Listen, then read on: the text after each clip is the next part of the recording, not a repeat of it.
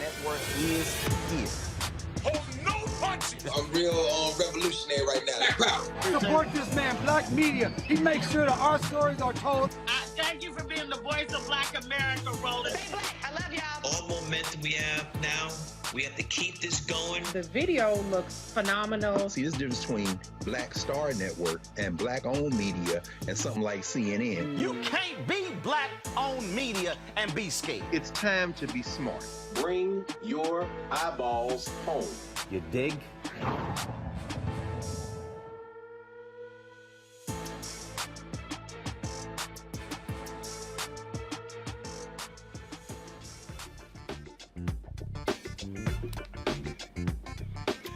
Today is Friday, May 13th, 2022. Here's what's coming up on Roland Martin Unfiltered, streaming live on the Black Star Network. Could getting candidates to sign a voting rights contract force them to keep their campaign promises? I talked about that last night in Kanas City, and Cliff Albright, the co-founder of Black Voters Matter, he thinks it could work. He'll be here to explain the voting rights contract Black Voters Matter is asking candidates to sign in Pennsylvania. Also, we'll be joined by one of those candidates, of course, Pennsylvania Representative Malcolm Kenyatta, who is trying to win the Democratic nomination to be the United States Senator there. President Joe Biden urges states to use American rescue funds for crime prevention. Really? More money for cops? That's the best way to use the remainder of the nearly $2 trillion in COVID relief funds? North Carolina Citizens Review Board overturns a police chief's decision to clear officers who held a teacher at gunpoint, detaining her before they realized they had the wrong person. Delaware State University President will be filing a civil rights complaint with the Department of Justice on behalf of the school's lacrosse team, who got stopped and searched by some Georgia sheriff's deputies last month. But the NAACP in Delaware is asking, why did Delaware State wait 3 weeks to even raise this issue? Brittany Griner is going to be staying in the Russian jail for at least another month. We'll tell you latest in her case. And Deion Sanders says the NCAA has a problem. We'll tell you why he says the name, image, and likeness deals could become an issue. In our Education Matters segment, it's National Charter School Appreciation Week. We'll look at proposals to reduce federal funds for charter schools. The Assistant Secretary of Education and Dr. Steve Perry will join me for that discussion. Folks, it is time to bring the funk on Roland Martin Unfiltered on the Black Star Network. Let's go. He's got it. Whatever the miss, he's on it. Whatever it is, he's got the scoop, the fact, the find. And when it breaks, he's right on time and it's rolling. Best believe he's knowing. Putting it down from sports to news to politics. With entertainment just for kicks, he's rolling. It's on go, roll, roll, y'all. It's Roland Martin, yeah. Rolling with Roland now. He's funk, he's fresh, he's real, the best, you know he's Roland Martin now.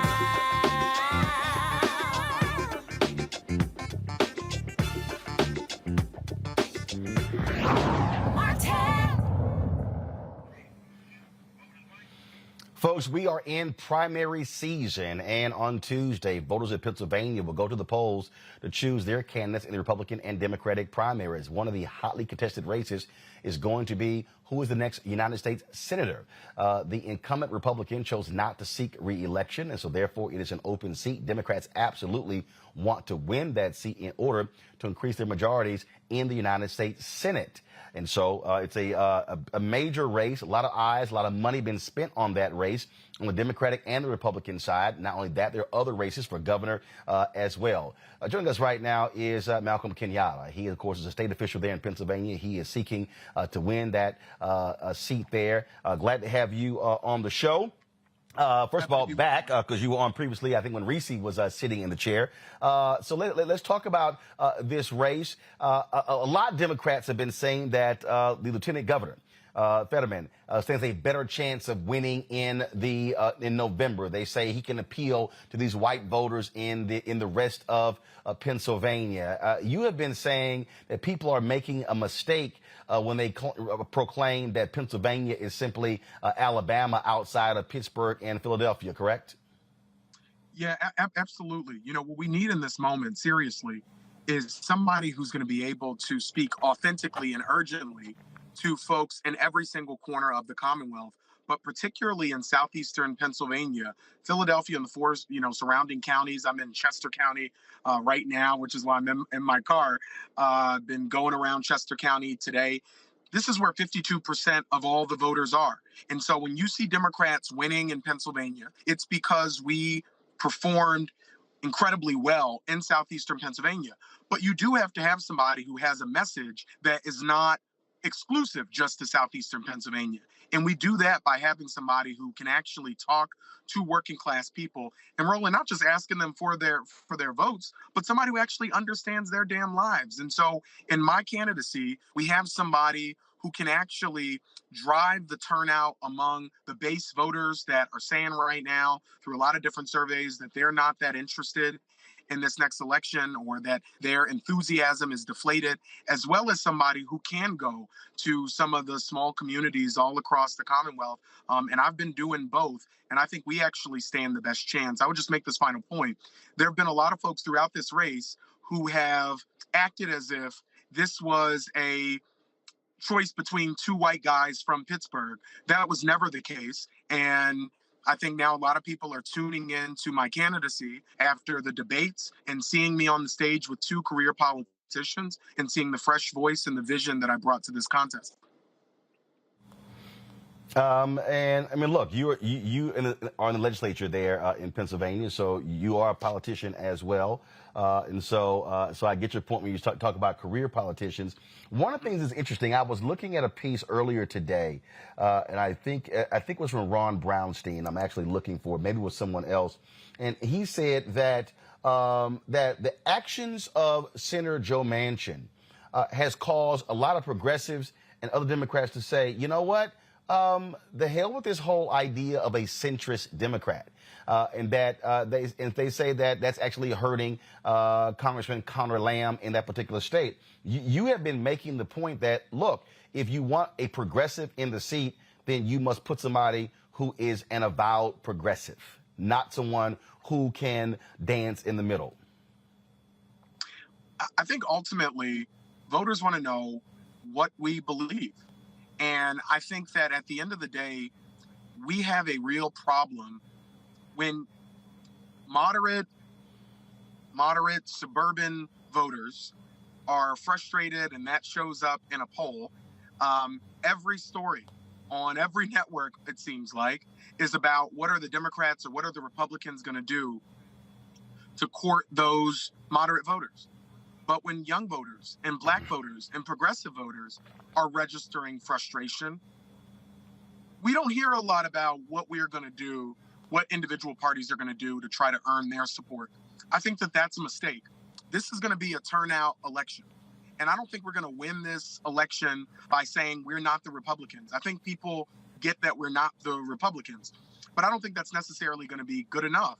It's why I've been talking about America's basic bargain every single day. Good job, good school, ability to go to the doctor and fill the prescription when you leave, and then retire with a level of dignity in a community that's safe and clean and has clean air and clean water. And that's why we've built really an incredible grassroots coalition, organized labor, elected officials in every single corner of the Commonwealth, and why we went on that debate stage and talked in a clear fashion about what I would do as the next United States Senator. And if we don't do that, I think we're going to be in real trouble. Just a few moments ago, I was looking at some various tweets, and I came across this particular tweet here from Matthew Dowd. And then this was interesting. He said, "Bank it here. Fetterman in Pennsylvania is going to win Democratic primary by large margin. He will then win general election, and at that point, he'll become a national voice in the Democratic Party, and that will be good for the Dems." You have been fighting against this whole idea that, that this is just pretty much done. It's done. It's a lock. This is who is going to win. And when you talk about those debates, I think back to when Congressman Harold Washington ran for mayor of Chicago, and many people look, he has absolutely no shot. Then all of a sudden, he goes into these debates, and he's going against Mayor Jane Byrne. He's going against Cook County State's Attorney, going against, of course, who eventually became the mayor, Richard Daley. And then all of a sudden, folks are like, damn, that black guy is smart. And a lot of white voters, for the first time, got an understanding of who he was. He goes on to win, obviously propelled by the black vote, but he goes on to win the nomination. That's how he becomes mayor. It was his performance in those debates. Do you think by you being on that stage and going toe-to-toe with Landman Fetterman, that voters got a chance to actually see the three of you together and say, hey, we might want to give this guy, Kenyatta, a second look? I think that's absolutely right. And, you know, we have seen it as we've gone all across the Commonwealth. I mean, literally, I was in Curwensville last Saturday, a little small town of Curwensville, with some incredible folks who had said to me, hey, you know, we have 6 voters in our house. You know, we were a Fetterman family, and we saw you at that debate. We didn't know much about you. And this, you know, really changed our view on this race. You know, I'm the only person, you know, running out of the 3 of us, you know, who hasn't run for federal office before. And when you see Democrats win tough elections, we win when we bet on the future. What we need is somebody in their bones who knows what the hell people are going through in a significant way. And I do think that folks have done a disservice by, you know, treating this race from its onset as a race between, you know, these 2 gentlemen, when frankly, people have more choices and more options. And being on that debate stage, they got to see that we are a choice and we're an option. And we're somebody who, again, is talking about things that are bread and butter issues that matter to families, talking to that voter who's working 2 and 3 jobs and doesn't have somebody who is really focused on their needs, talking to the parents who are worried about the cost of childcare and about the quality of their kids' schools and about the need for mental health care. I'm talking about the fact that, you know, in cities like mine here in Philadelphia, you have a lot of folks who look just like me, who are being chewed up and spit out by a criminal justice system that hasn't worked, by a housing system where it is really difficult for people to buy that first home or get access to affordable housing. Those things matter. And me being a legislator, but also having that type of lived experience, that's not something we have enough of in the U.S. Senate. And it's something that I'm going to bring when we win this primary on Tuesday and go out and vote. I'm not going to be listening to the cynics about what we can do or how this race is going to turn out. Republicans are on track right now to nominate an African-American woman to be their nominee. And yet I've heard so many times throughout this race, you know, Republicans, you know, would never vote for a black person. And here they are about to do it. All right. Pennsylvania State Rep Malcolm Kenyatta, of course, we'll see what happens on Tuesday. I'm sure you're not going to get much sleep this weekend, traveling all across Pennsylvania, trying to get every vote possible. We certainly appreciate it. Thanks a lot. Thank you, brother. Take care. All right, take care. Folks, last night in Kansas City, I moderated a town hall there where residents there talked about police issues, discrimination in the police department, how they wanted to hold politicians accountable when it came to local control. And one of the things that I said to them was, look, make them sign a contract. That's one of the things that Black Voters Matter is doing when it comes to politicians there in Pennsylvania. And they plan to take this all across the country, saying, look, sign a contract saying what you will do to protect voting rights. Joining us right now is Cliff Albright, co-founder of Black Voters Matter, joining me from Atlanta. Cliff, glad to have you here. Y'all have been taking these ads out in papers all across the state. This is what people don't understand. In many ways, this is what many people have done. This is what the right, all the people who are anti-taxes have done, making people sign tax pledges, and then when they were elected, hold it up saying, you signed this pledge, we expect you to follow through. Yeah, thanks for having me, Roland. Yeah, let me start off by saying that we started this ad campaign with the Philadelphia Tribune, which is, as you probably know, one of the oldest Black-owned newspapers, the oldest in the state of Pennsylvania, one of the oldest in the country. And so, you know, again, shout out to Black-owned media like Black Star Network. But yeah, we took these ads out and we're calling on these candidates to sign these contracts, because what we don't want to have happen is that, you know, we mobilize voters and Black voters come out voting for these candidates, but there's nothing concrete to hold them accountable to. We wind up sending 2 more or 3 more Joe Manchins to the Senate, and people wind up having people that say, "Oh yeah, I like voting rights. I just don't know if I want to vote for this bill, or I'll vote for this bill, but I'm not going to vote for filibuster reform, or I believe in voting rights. I just don't believe for voting rights for the 700,000 residents of D.C." So what we want to do is get them on paper. We want to see some signatures on paper where they're telling us what it is that they're going to commit to do in regards to these 3 specific aspects of voting rights. And it's important that we do that, because a lot of times you'll have people telling you what they did in the past, right? Which is important, right? Like where you stood in the past, and more importantly, how willing you were to fight for that, right? Like a Malcolm Kenyatta, who doesn't just tell us what it is that he's going to do. We've seen him out there fighting for voting rights. I was at a rally with him in D.C. in the midst of the summer. So what you've done in the past is important, but sometimes these candidates will say, well, I co-sponsored such and such bill. I co-sponsored D.C. statehood, or I co-sponsored John Lewis Voting Rights Act. Well, that doesn't mean a whole lot. Joe Manchin co-sponsored, in fact, he wrote the Compromise Freedom to Vote Act, and then he voted against filibuster reform in order to get his own compromise passed. So we don't want to just hear about what you co-sponsored in the past. We want you to tell us and tell the public and put it in writing what it is that you're going to do in regards to voting rights.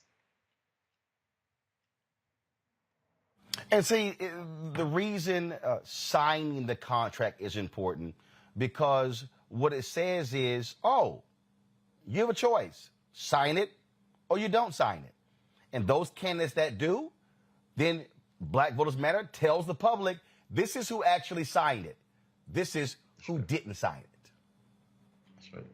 That's right. And when we put out I did a tweet earlier today announcing that we were doing the ads and putting the image of the ad out there. And before I could even put my phone away, Malcolm Kenyatta had already just gave a very simple response. I'm in, right? That's all it takes.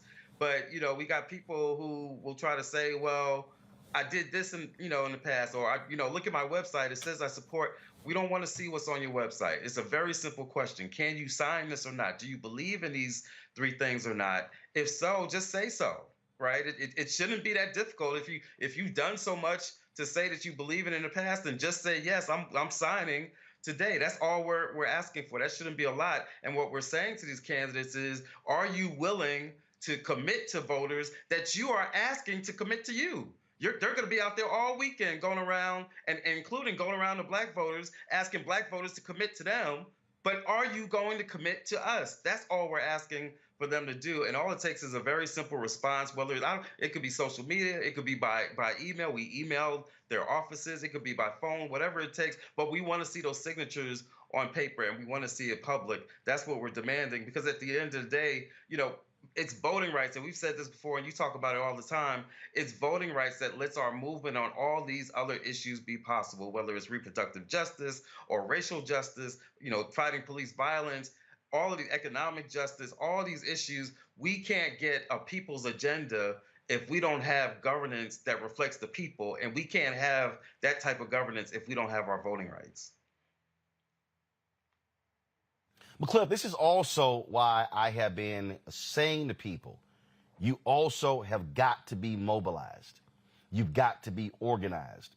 See, it's real easy for one celebrity to come out and say, I want this, I want to see this.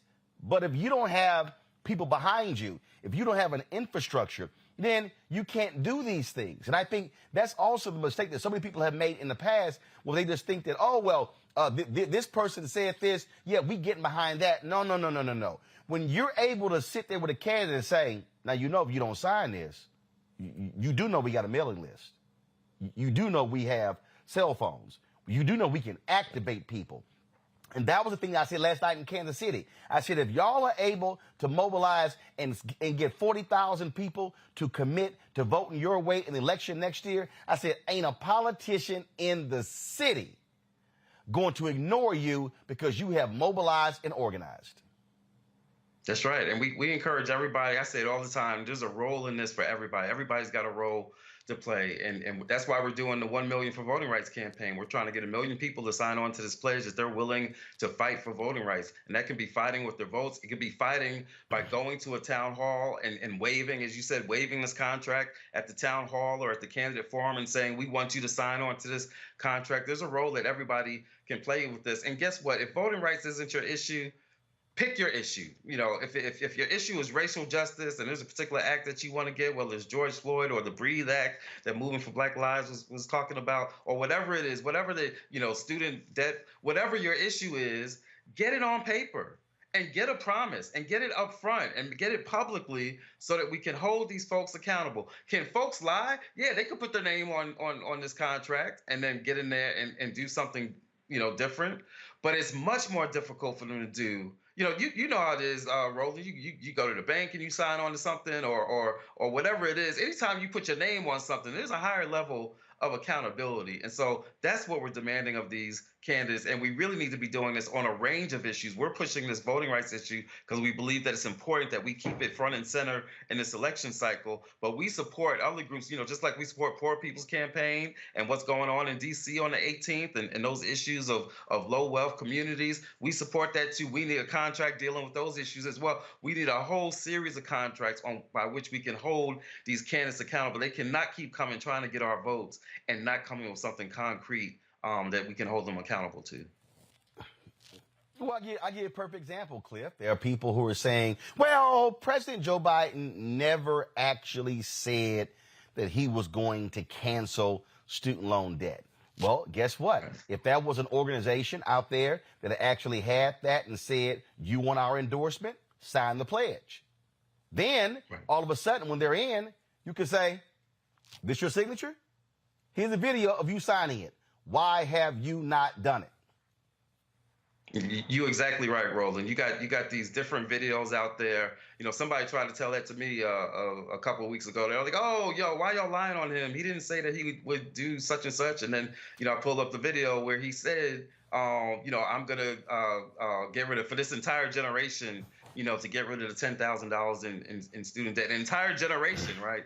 But your point is that if he had a signature on a piece of paper or on a specific item, then we wouldn't even have to have that debate. We wouldn't have to go fishing around trying to find audio clips and video clips because we'd have something very clear in writing that we could hold him accountable to. While we're talking about Biden, you know, I heard you talking with Representative Kenyatta about the polling. And one of the things I just want to encourage folks, and this goes for Pennsylvania and every other state, and we say it all the time, polls don't vote, people do. I'm old enough to remember in the state of Georgia where nobody thought that we'd be able to win one Senate seat, let alone 2 Senate seats. I'm old enough to remember when Senator Warnock was polling at like 4 or 5 single digits percentage, and then the WNBA came out and started wearing those shirts, and all of a sudden he went up. I'm old enough to remember when people had written off Joe Biden, you know, during the primaries, and then black folks in South Carolina came back and said, no, we got something different to say. Not the direction I wanted to go, but that's what black folks in South Carolina said. So my point being, polls don't vote, people vote, and until those votes are cast, then, you know, people don't need to be going to the polls just thinking about what the polls have said ahead of time. If everybody polls based not on votes based not on what the polls say, but on what it is, who is it that best reflects your dreams and wishes? If everybody votes that way, it won't matter what the polls may have said ahead of time. We can define electability. Black folks have always defined electability. We defined it in 2020. We can define it in this election cycle. And now more than ever, it's important that we do so. All right. Cliff Albright, co-founder of Black Voters Matter. Man, I certainly appreciate it. Always glad to have you on the show. Thank you, Roland. All right, folks. Let's bring in my panel now. Kelly Bethea, communications strategist. Michael Imhotep, host, the African History Network show. Dr. Jason Nichols, lecturer, Department of African American Studies, University of Maryland. Glad to have all three of you here. Jason, I want to start with you. Again, I keep saying this over and over and over and over. If you look at the success of institutions, it is when people were organized and mobilized. And it drives me crazy when I see people on the city level, the state level, and they're talking about issues. They're talking about what needs to be done. They're talking about how we should be changing things. And I'm going, if you're hoping people show up, you're going to have a problem. But when you've gone out and when you've galvanized 2 and 3 and 5 and 6 and 8 and 10,000 people, I mentioned earlier Congressman Harold Washington. One of the things that he did, he didn't actually think was going to happen. He actually challenged Lou Palmer and others by saying, oh, if y'all go register X number of African-American voters, then I'll run. Then they went and did it. He was like, shit, damn, I guess I got to run now. Because that was not his intention. He didn't think they could do it. They went out and did it. And the reason he was elected, and the numbers don't lie, more than 75% of eligible and registered black voters voted for Harold Washington to become the first black mayor of Chicago. 75%. I keep saying to black people, if we maximize our numbers, we can flip many elections. Ain't gonna happen if we're not maximizing our numbers, and that ain't gonna happen unless you mobilize and organize. No, absolutely. That's absolutely true. And I love the example of Harold Washington. Another thing that helped Harold Washington was that he built the right coalitions and built basically the second iteration of the Rainbow Coalition and got Rudy Lozano with him, who went all over into the Latino communities, into the Asian American communities, and they all got behind Harold Washington to topple that Chicago machine. And I think we can do that in a lot of places where people have similar concerns. And that's one of the things I loved about the interview that you just had with Malcolm Kenyatta, was that he was not taking any votes for granted. He understood that his stronghold is southeastern Pennsylvania, particularly the Philadelphia area and the Philadelphia suburbs. But he was still going to those other areas and not ceding, a vote saying, oh, they won't vote for a black man in this area or that area. Every vote counts. So when you go out and you organize in your, with your base, but then are also not afraid to expand beyond your base, you actually can start winning elections. And that's something that we're seeing. I hope Malcolm Kenyatta, I find him to be a pretty compelling candidate. It'll be a tight race and a difficult race for him to win. But I think, the way he's approaching it and the way that the Black Votes Matter people are organizing in Georgia, because they don't want to cede any ground that they've already won, and they're organizing and holding elected officials accountable. You can't just give lip service. We actually have your signature. That's going to be really powerful in the future. And I hope that people across the country take note of what they're doing down there in Georgia.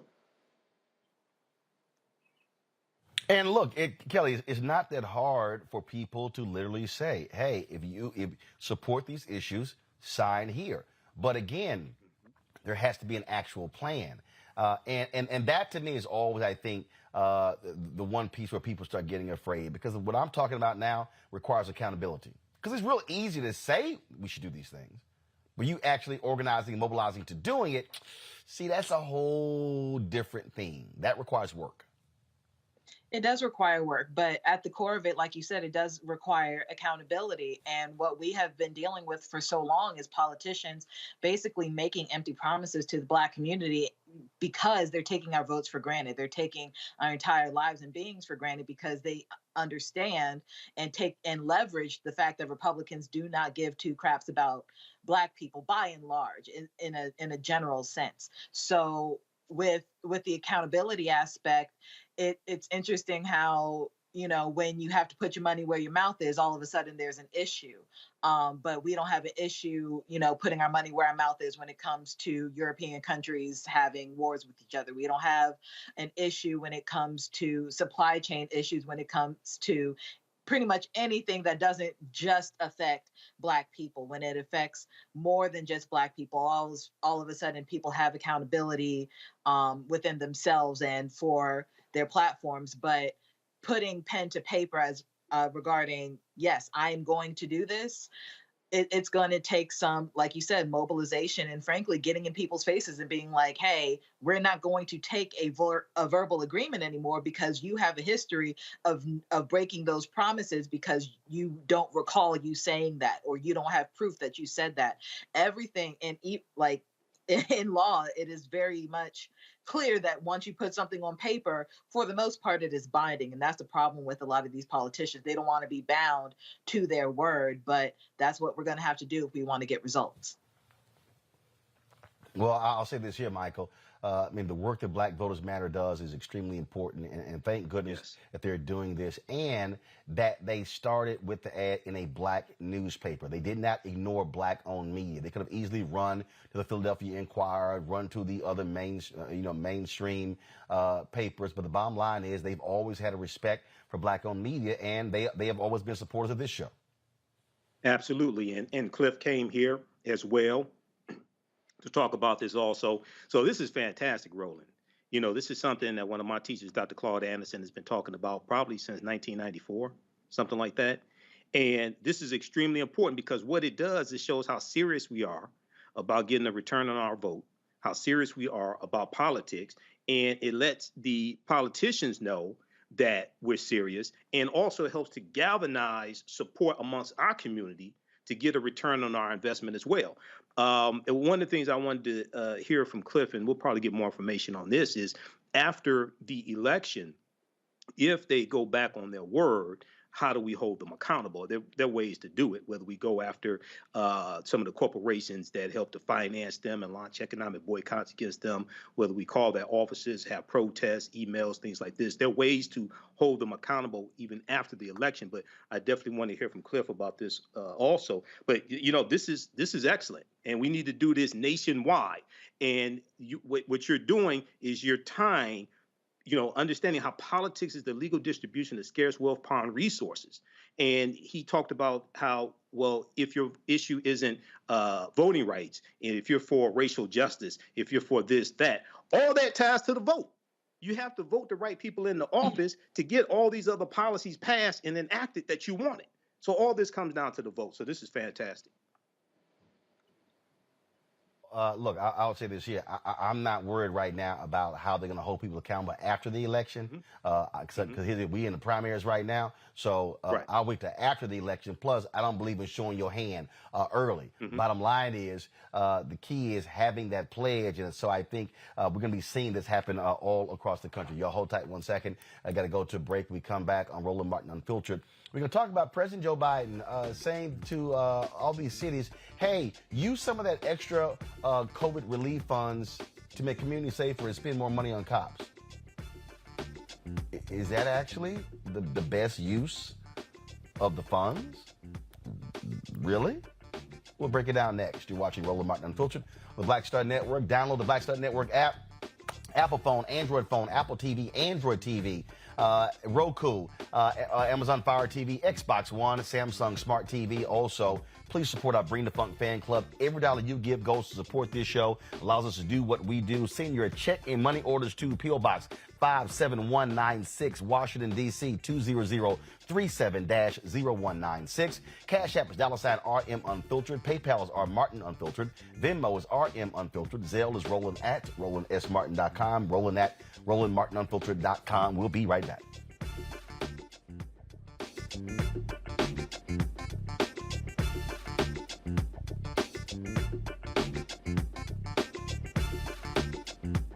The next Get Wealthy with me, Deborah Owens, America's Wealth Coach, you're going to learn about the silver tsunami, which means that 1 million people are turning 65 every day and they're going to need some kind of care. You're going to meet two sisters whose situation with their own family led them to start a business in this industry, and now they're showing others. This is our passion, our mission, our purpose, our ministry. That's right here on Get Wealthy, only on Black Star Network. Pull up a chair, take your seat. The Black Tape with me, Dr. Greg Carr, here on the Black Star Network. Every week, we'll take a deeper dive into the world we're living in. Join the conversation only on the Black Star Network. Yo, what's up? This your boy Ice Cube. What's up? I'm Lance Gross, and you're watching Roland Martin Unfiltered. Here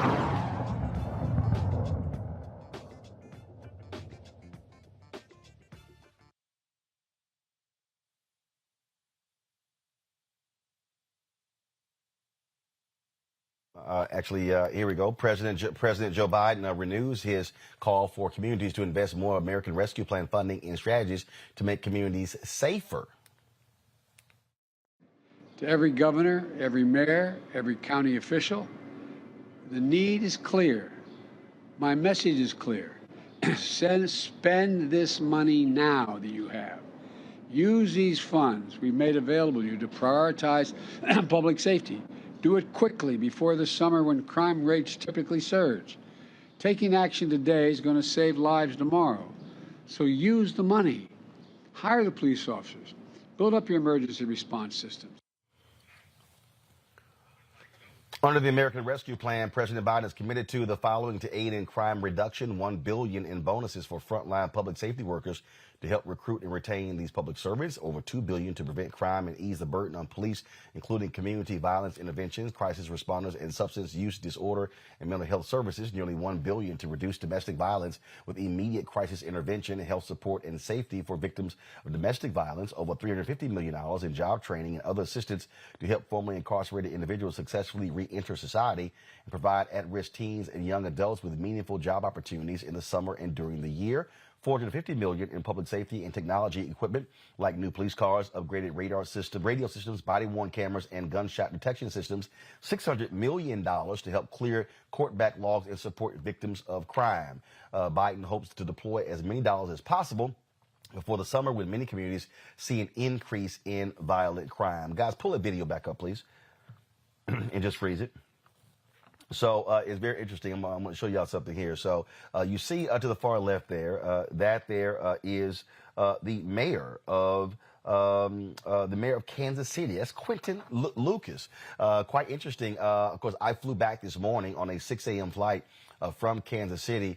We happened to be sitting next to each other in first class. And then, of course, when we got off the plane, I had my mask on. He recognized who I was. We did exchange numbers. He said he saw our town hall last night.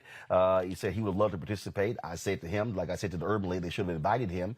So he said he is more than happy to come on the show to talk about what's happening with their police department there and the issues they have when it comes to discrimination impacting black police officers. The thing here, Kelly, that is interesting to me is, is it really a winning argument if you're President Joe Biden to say, hey, use that extra COVID money to hire more cops? Now, I know I read a whole bunch of different things there, but when I saw a tweet about it, I'm sitting there going, I just don't necessarily know if that is going to be your winning answer when it comes to November. Thoughts?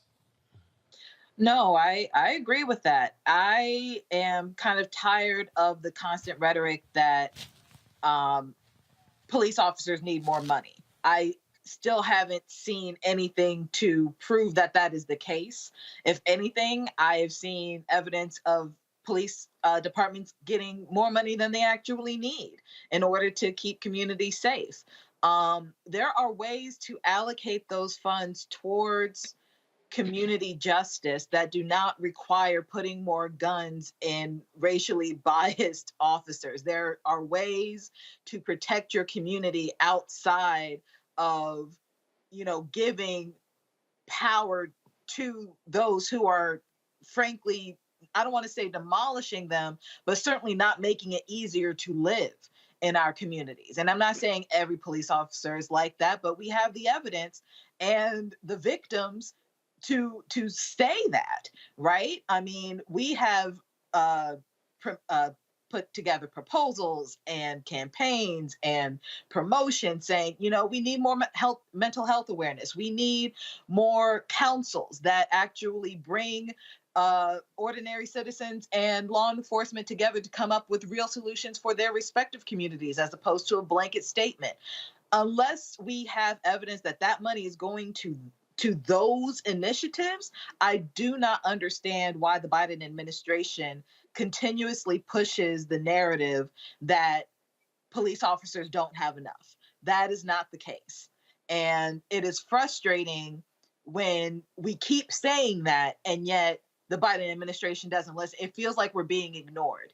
And it feels like they are perpetuating the stereotype that Biden is a little senile because he's continuing the narrative that no one is ascribing to.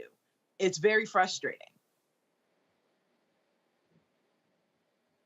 Jason, look, what we still are dealing with, though, is that in the last election, 72% of all voters were white. So the question is Biden playing to those voters, playing to those white voters in these cities, as opposed to the younger crowd or African Americans who you express a different perspective when it comes to just giving more money to cops?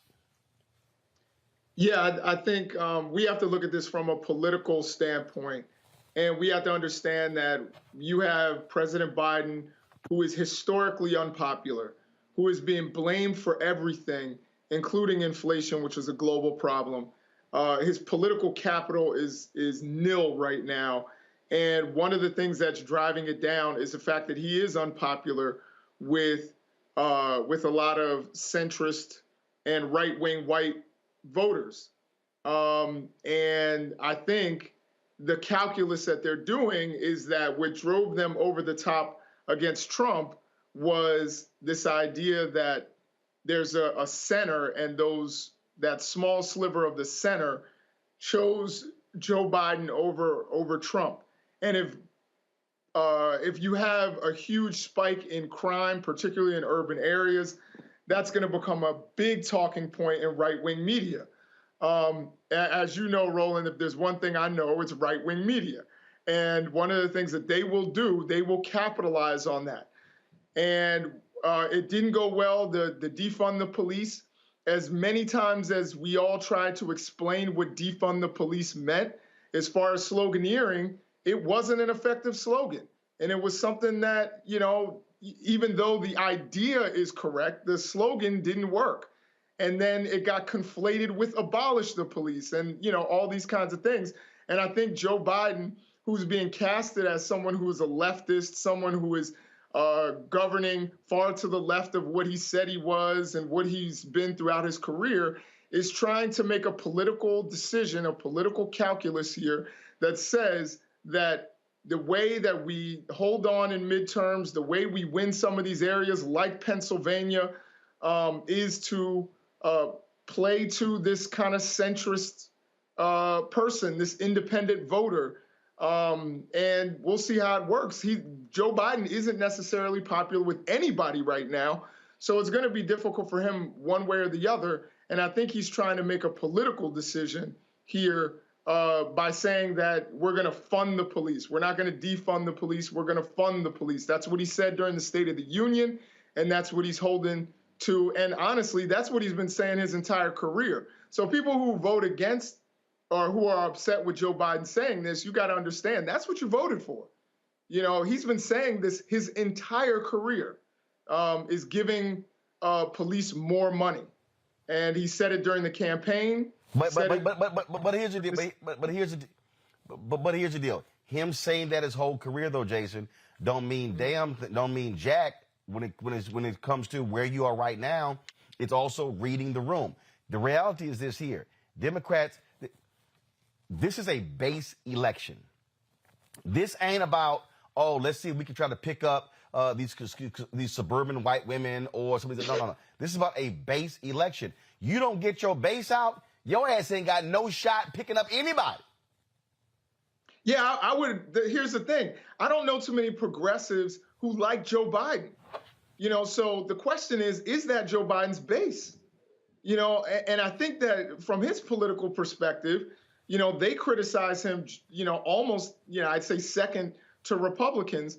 And if there's a big spike in crime, he loses his kind of centrist Democratic, which I would say is his base, that kind of center Democratic base who maybe they agreed with some elements of defund the police, but didn't like the slogan.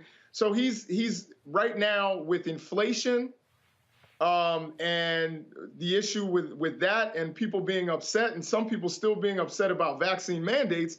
I think Joe Biden is really afraid right now politically with a spike in crime, because that will get run all over during the midterms and Democrats could suffer historic losses. So I think this is a political decision here. He's really, really trying to figure this out and toe a line because he's historically unpopular. He's as unpopular as Donald Trump was.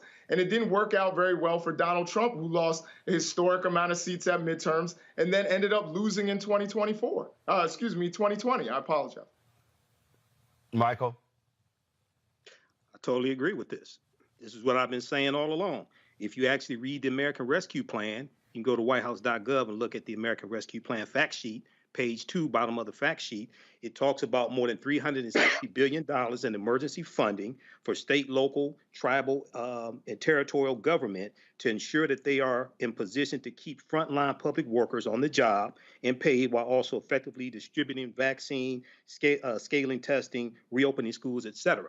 They talk about, when you read this, you look at the article from ABC News, NBC News today. I watched the press conference twice today. It's about 22 minutes and some change. He took questions also from reporters.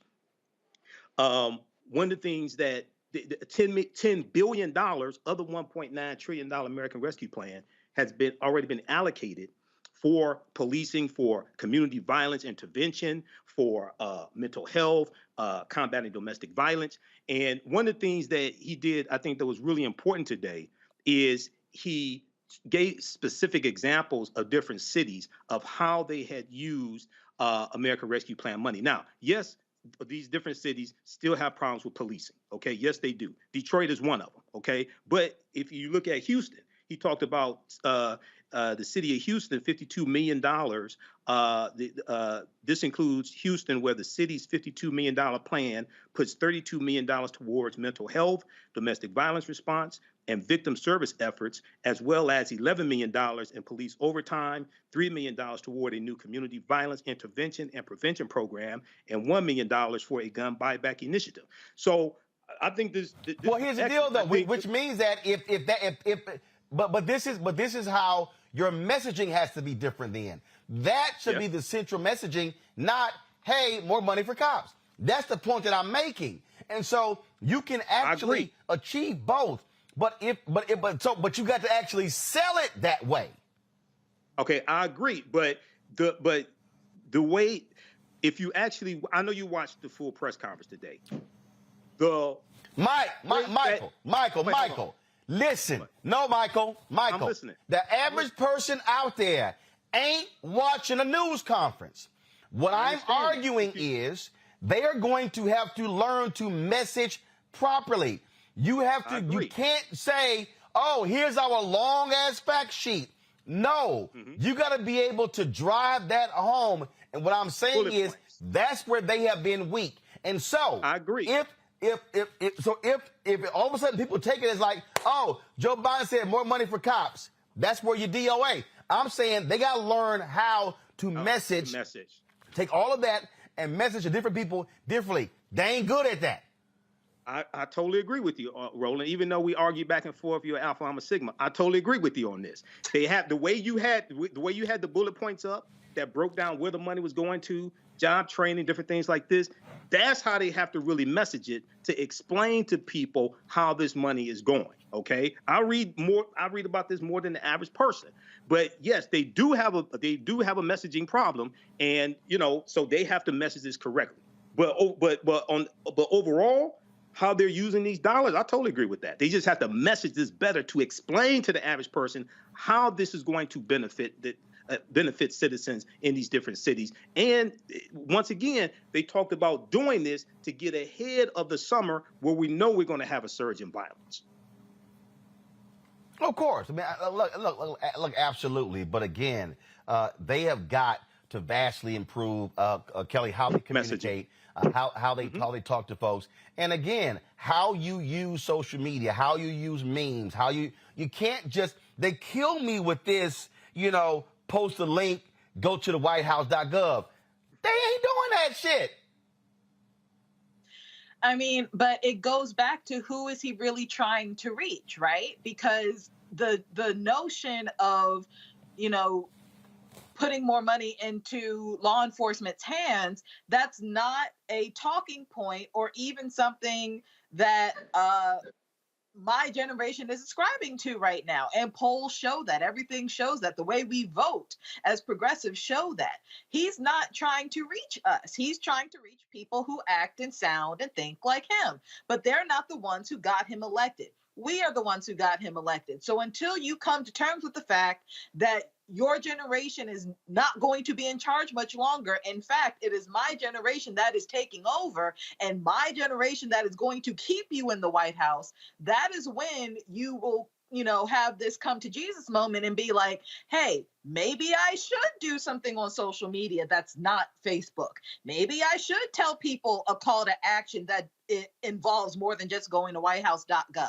But until your communication strategy is tailored to the voting base that actually puts you in office or is going to keep you in office, rather, we're going to keep coming across this issue of the disconnect of the communication, the disconnect between the constituents, the American citizens, and the president of the United States. And when you keep having that disconnect, that's why your poll numbers are so low. That's why you're not getting through to us, because you literally are not getting through to us. You are not trying to get through to us. You are trying to, again, talk to people who look and act and think like you, but they are the ones who are dying, sir. We are the ones who are still going to be here when you are gone, which isn't going to be that much longer. And I'm not saying that to be ageist. It is just very matter of fact at this point that I have more life in me statistically than my president. So my president needs to be catering to me and not people who look like him.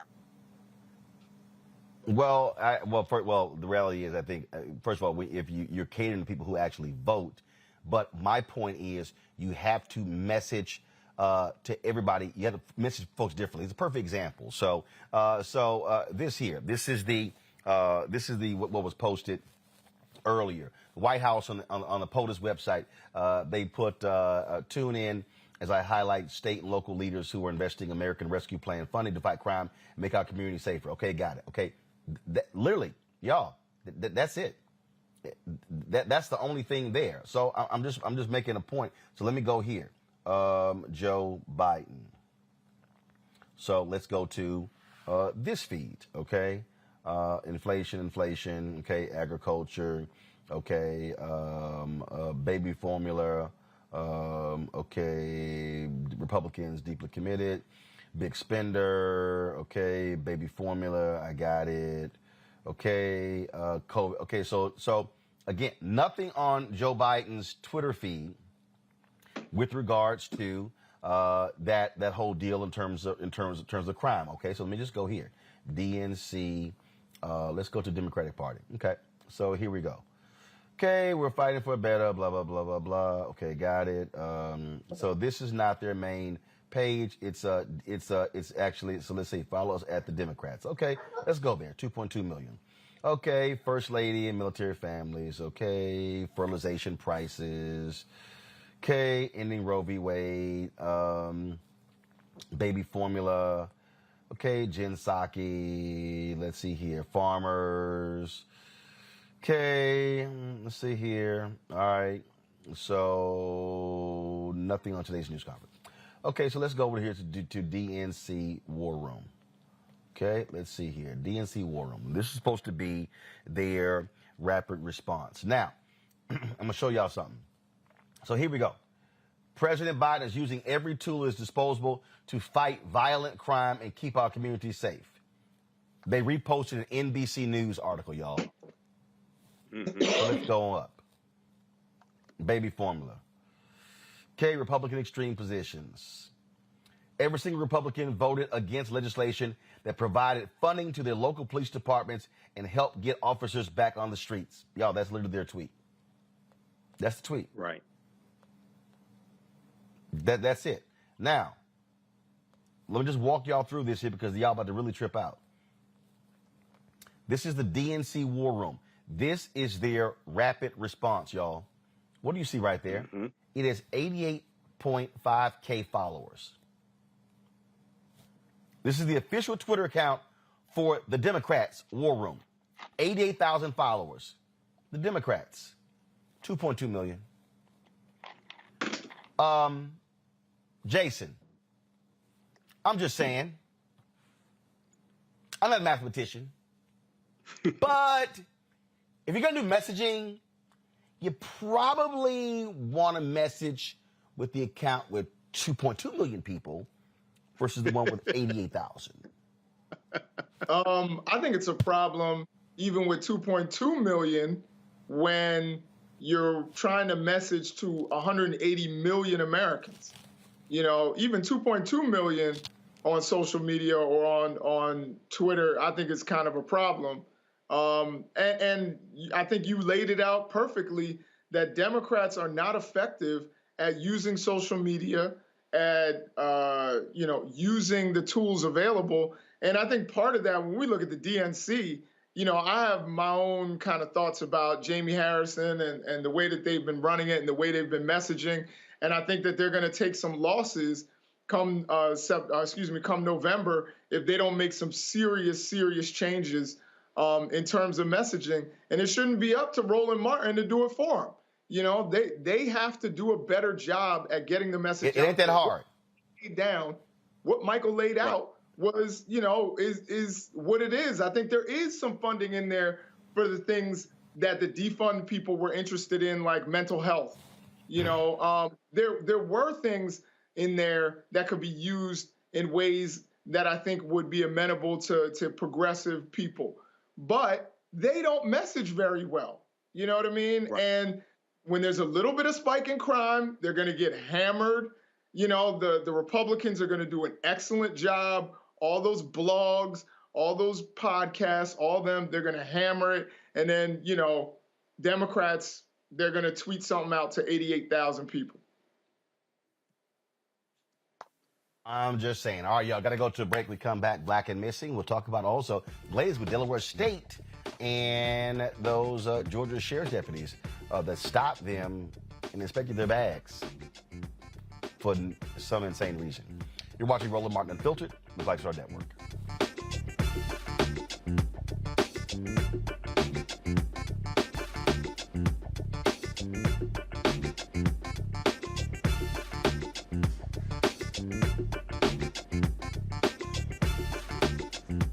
Next on A Balanced Life with me, Dr. Jackie, summertime when the living is easy, or is it?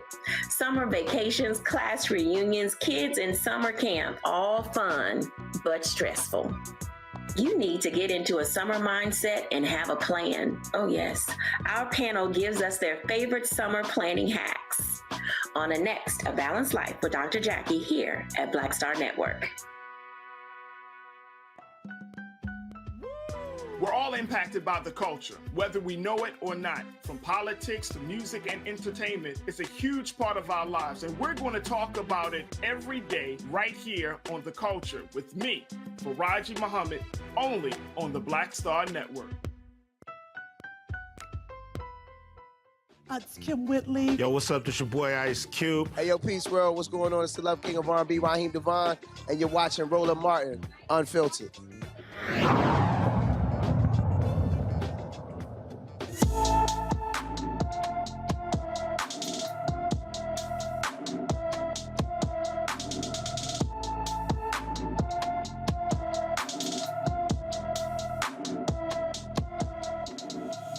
All right, folks, the Montgomery County Police Department is searching for Samuel Herbert Laurent, who disappeared from Bethesda on April 29th. The 17-year-old is 5 feet 6 inches tall, weighs 150 pounds, with black hair and brown eyes. Anyone with information about Samuel Herbert Laurent should call the Montgomery County, Maryland Police Department at 240-773-5400, 240-773-5400. Delaware State University President Dr. Tony Allen is speaking out after the Delaware State women's lacrosse team was stopped and searched by a local Georgia Sheriff's Department last month. Allen says the university filed a complaint with the Department of Justice under the Civil Rights Department that took place during today's news conference. Today, I am announcing the university's intention to file a formal complaint with the Civil Rights Division of the United States Department of Justice. The basis of this complaint will be police misconduct related to the April 20th incident in which Liberty County Sheriff's Department officers conducted a constitutionally dubious stop and search of a charter bus transporting the university's women's lacrosse team. That complaint, as a public document, will be made available to all of you when it is filed. I do not intend to debate the merits of our complaint in the public square. From our standpoint, the evidence is clear and compelling. Our women's lacrosse team is one of only 5 Division I lacrosse teams fielded by a historically Black college or university in America. They are exceptional student athletes and exceptional people, coached by a standard bearer for the sport, Coach Pam Jenkins and her excellent staff. Now, Tuesday, Liberty County Sheriff William Bowman, a brother, his account of what happened contradicts what is on the body cam footage. We actually talked about that in terms of what he said. So Bowman, he's got some explaining to do why things are so different. Folks, in North Carolina, the Charlotte-Mecklenburg Citizens Review Board overturned the police chief's ruling exonerating the officers who wrongfully detained a Black teacher in June. Jasmine Horn was detained when police mistook her for a suspect with the same last name and a similarly spelled first name. And Jasmine was tracked down, confronted by officers at gunpoint in front of her home, and placed in handcuffs for about 15 minutes. Your hands up! I live here. What's your name? Jasmine Horn. Step out the car. Jasmine Horn? Yes. All right, face the car. I live here. Okay, face the car. Put your hands behind your back. Drop the bag. Okay. I live here. What's wrong? I'll explain to you. Grab her hands. Hold on. Deep breath. Yep, cover.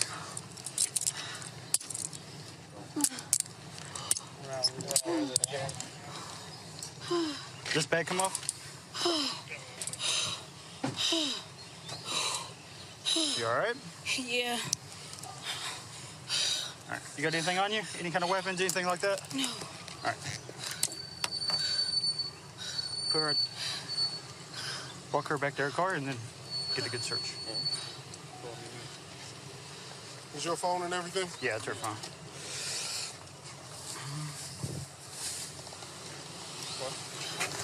Spread your feet. Spread them wider. Keep spreading them. Keep spreading them.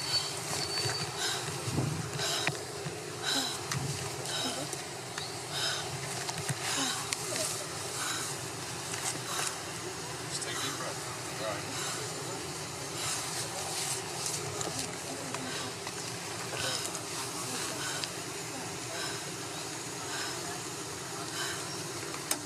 You got anything in your shoes or anything? No weed, nothing like that? Okay. I don't smoke. I'm a school teacher. I don't understand what's going on. Okay, I'll explain everything to you in just a second. I just finished working out. I don't know what's going on. Okay. Good? All right, have a seat for me. Yeah, she's okay. Okay. Her mom's on the phone. Okay, who are you? Now, y'all keep rolling the video. Now, cops were looking for someone who was involved in a stabbing. Okay, so this is also strange. Now, Chief Johnny Jennings initially decided to not punish his officers. This is what he tweeted on April 8th. The actions of the officers who detained Jasmine Horn were found to be within policy of the CMPD, as the officers were acting in good faith with the information that they were provided. Now, folks, it's rare that the Charlotte-Mecklenburg Citizens Review Board rules in favor of individuals who bring complaints against the police. Since 2013, just 7 of 21 appeals, not including this case, have reached the second phase. You know, this right here, when you look at that video there, Michael, I mean, and this is the thing that we always talk about. And if y'all can actually go back to it, this sister is scared out of her mind. They literally could have induced a damn heart attack. And I know people out there will say, well, not sure. Look, I mean, she was hyperventilating. I mean, turn the audio up. You all right? Yeah. All right. You got anything on you? Any kind of weapons, anything like that? I mean, this sister, this again, one doesn't know, the one doesn't know the mental condition of someone, but panic attack. I mean, any number of things. I mean, this is what black people deal with when we get pulled over by cops. And I mean, that sister was straight up terrified, Michael. Right, and you know, reading about this case, there's still some things that are unclear to me. So, one, they said that her name was similar to the suspect they were looking for, the same last name, but the spelling of the first name was different. Two, it says, looking at the article from the Charlotte Observer, officers tracked down her car, confronted her at gunpoint in front of her home, and put her in handcuffs for around 15 minutes. So, was it the same car? It was the same license plate? What? There's still some elements that are missing here. I'm trying to figure this out. Maybe you have more details than I do, Roland. Yeah, she's okay. Okay. Her mom's on the phone. Okay, who are you to her? I'm her grandmother. Grandmother. Okay. Please turn the audio down. So this is the thing that's crazy to me, Jason. When we see these stories, okay, if you're going to sit here and track someone, don't things should sort of like link? Mm-hmm. Because okay, you're looking for a stabbing suspect. All you had was a name. That was it. No description, no car. I'm curious, did it just happen? Did it happen yesterday? Couple days? That's bad policing. Yeah, I was thinking that very same thing about the fact that there was not some intelligence there, and I guess that's kind of a double entendre there, but like that they didn't have the intelligence, for someone with a similar name. It's not even the same name, apparently. And someone I suspect that if you looked in a phone book in the Charlotte area and looked up Jasmine Horn, you'd probably get quite a few people. That's not some, rare name. And the fact that they made that kind of a decision to run up on somebody, they went to her house and they had guns drawn, I think is terrifying for all of us. That somebody with a similar name, could have committed a crime and police don't do their due diligence and they'll just run up on us with guns drawn. That must have been a terrifying experience. And to say that is within the, within the purview or what they do in Charlotte is also, I think, an indictment of the Charlotte police. Those are not best practices. It doesn't seem like to me. I think you definitely would want them to do, better intelligence work to figure out that they're actually going after the right person. Kelly, this took place, almost a year ago, and I just, again, the thing that keeps just jumping out at me is, this sister was trying to calm herself down. She was, you can see her breathing heavily, trying to bring herself down. And I'm trying to actually pull up a video here. She talked to WCNC in Charlotte, where she said that she is still traumatized. She still has flashbacks. She still is just bothered by what happened, and she should. She absolutely should. I deal with anxiety myself. In all honesty, today was not a great mental health day for me. And just seeing this, putting myself in her shoes, I can only imagine what she was thinking, what she was going through. Just the total fear on her face. And honestly, looking like she's wondering whether she's going to make it home or or die. And it's just like all of this could have been avoided had these police officers done their due diligence. Like, check her ID, check for the spelling, check anything. You have a database in your car to check these things. And it does not appear by the looks of this video that they did any of that. They just saw her and was like, we got her, done. And my thing is, if you have the name of the person, surely you have a picture of the person and what they might look like. Do they even look the same? We don't have the answers to these questions. But again, doing your due diligence could have solved all of this. And then to tie it in with what we were just talking about with the Biden administration, this is where you want to put your money. This is where you want COVID relief to go to. Like law enforcement jurisdictions like this, where they don't do their due diligence with the budget that they already have. So they're just going to have more money to basically harass and frankly abuse more Black people because, again, they don't do their due diligence because they don't much care. I mean, that's scary to me. Not nearly as scared as this woman, but that is just scary to me in general. And of course, and then this took place right in front of her home. This was an interview that she did with WC. Warren, a lot of time has passed since her encounter with CMPD last June, but she admits some days she's still reliving that past. It just brings back a lot of memories and issues that have occurred. This is body cam footage of the moment Horn says officers pulled their guns and detained her after she was mistaken for a suspect who had a similar name. This week, she and the other parties involved shared their version of what happened to members of the Citizens Review Board.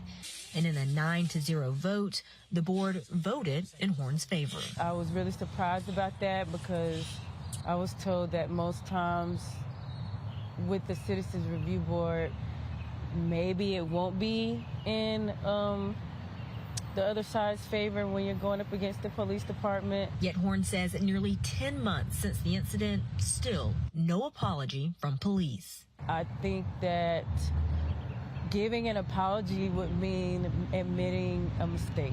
And I think that when it comes to law enforcement, there's a sense of authority that they try to maintain, and they don't want to lose that. Moving forward, she hopes police might prioritize mental health in hopes of creating more compassion and also require police officers receive additional education and training, too. I do think that this will make the police officers a little bit more reluctant to just pulling out their guns and picking up people off the street. Now, CMPD released a statement on this case earlier this year. What just jumps out at me, I mean, my goodness. You're in front of your home, you're coming home, and you're staring down the barrel of a gun. Just unbelievably crazy and absolutely frightening. So hopefully those officers are going to be disciplined, and shame on that police chief for just simply allowing them to get away with it. Speaking of not getting away with something, y'all, check this out. A Georgia sheriff is facing sexual battery charges for groping Judge Glenda Hatchett during a conference. Y'all, the Cobb County Solicitor's Office filed the charges against Bleckley County Sheriff Chris Cootie for fondling Judge Glenda Hatchett at a sheriff's convention earlier this year. After turning himself in, Cootie is out on bond and says he's taking the charges seriously. Cootie says he's looking forward to personally expressing his regrets to Judge Hatchett at the appropriate time. Now, so what happened here? What happened here, y'all, was Judge Hatchett was the guest of someone else. And what happened was she was introduced to this sheriff, who then apparently he approached her. The guest turned away and then turned around, and then literally saw him running his hand over her left breast. Now, this Sheriff Cootie, according to the other guy, likely was intoxicated, and he literally slapped his hand back, cussed him out. Now, Judge Hatchett was not the one who filed the complaint. It was filed by the gentleman who invited her.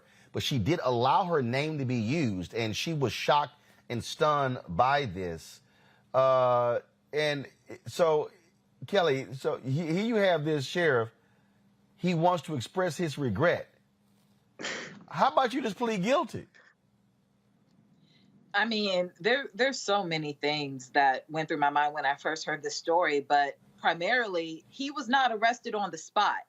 That was the most concerning to me, the fact that he was not held responsible at the very moment with witnesses there, assaulting this Black woman. And I was just really, really speechless. And if I'm not mistaken, he tried to flee the country or something like that, and then they convinced him to come back so that he could, face accountability or something like that. And I'm just like, the fact that you had to go through all of that just to have a semblance of justice for this well-respected, frankly, world-renowned judge who happens to be a Black woman. I mean, I really have no words. And I also saw some comments, when I was reviewing this story of like, well, what about her date? What did he do? What have you? I mean, I can't speak for how other people would react when you see something like that, because it is so out of the norm. It is so uncommon to do that so publicly, so brazenly, whether you're intoxicated or not. The fact that you felt entitled to someone else's body in that regard. If I were a third party to see that, I know what I would do, but I can't put what I would do on somebody else. Like, that was traumatizing for all parties involved, less the assailant himself. So I hope that she gets justice. I hope that, they bury him under the jail. He does not deserve any type of goodwill towards him, because that is absolutely disgusting, no matter who's involved, but least of all, Judge Hatchett. I'm just sort of sitting here, Jason, going, I want to express my regret. How about your ass just plead guilty and own up to it? I did it. Right. It shows you the hubris of an entitled old white guy. It's unbelievable, number one, the disrespect to do that to a judge. Now, don't get me wrong, that shouldn't happen to anybody at any time. But I think he was aware of who she was and still was like, who cares? And was willing to break the law out in the open. That shows you the disrespect he has for women's bodies, the disrespect he has for Black women's authority, and just his, if he's willing to break the law so brazenly and out in the open, what is he doing behind closed doors? It also, for me, it calls into question, I think there should be an audit of his department. What is he doing, as sheriff? What are his deputies doing if he is willing to be out, get so intoxicated that he's willing to grab or run his hand along, a woman's breast, a judge no less, at a public event? And the fact that it's, just one misdemeanor count, they come up with charges after charges for a lot less. The fact that, it's just one misdemeanor sexual battery charge, to me, it sounds like there's probably more they could have come up with to charge him with. And he's just going to express his regret and move on. That, to me, is, something's broken with the system when you can do that. And something also tells me, if that had been you, Roland, if that had been Mike, or if that had been me, I think that the charges would have been very different. Particularly, we could go a whole lot with that scenario. But, I think, again, a mediocre white guy can get away with a whole lot. And he's just like, I'll just apologize and get it over with. And he won't even plead guilty to what he did, even though he's acknowledging publicly that he did it. Yeah, I think that's where you say, player, you just need to go ahead and plead guilty and move the hell on. Real quick here, this story out of Russia, and that is a Russian court extends WNBA star Brittany Griner's pretrial detention on drug smuggling charges by a month. According to a Russian state news agency, Griner will remain in Russian custody until June 18th. In February, she was arrested at the Moscow airport, where authorities allegedly found hash oil in her luggage, a crime punishable by up to 10 years in prison. Now, quote, it's not confirmed what substance was actually in the vape pen Griner had. The U.S. State Department recently classified Griner's arrest as a wrongful detention. Griner plays for the Phoenix Mercury. She was in Russia playing in the offseason. Michael, Russians are clearly saying, nah, we're going to keep extending this thing as they continue to fight Ukraine. I mean, that's what's going on here. So, I mean, she's now will be going on 5 months now in detention in Russia. Yeah, that's what it appears. And hopefully she can get some justice. I was happy to see that her status, at least as far as the U.S. government is concerned, changed to wrongful detention. And, hopefully this turns out favorably for her. It looks like they're going to draw this out. But also, if you look at some right-wing media and the stories they're running, they're talking about how she was caught red-handed, things like this, so it's because I look at right-wing media also, those idiots as well. So once again, hopefully her as well as some others who've been over there even longer, hopefully they can get some justice also.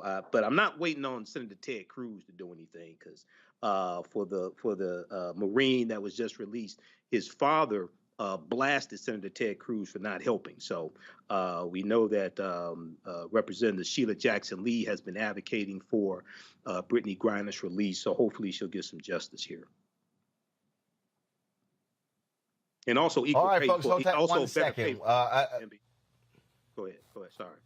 All right, folks, hold tight 1 second. We come back.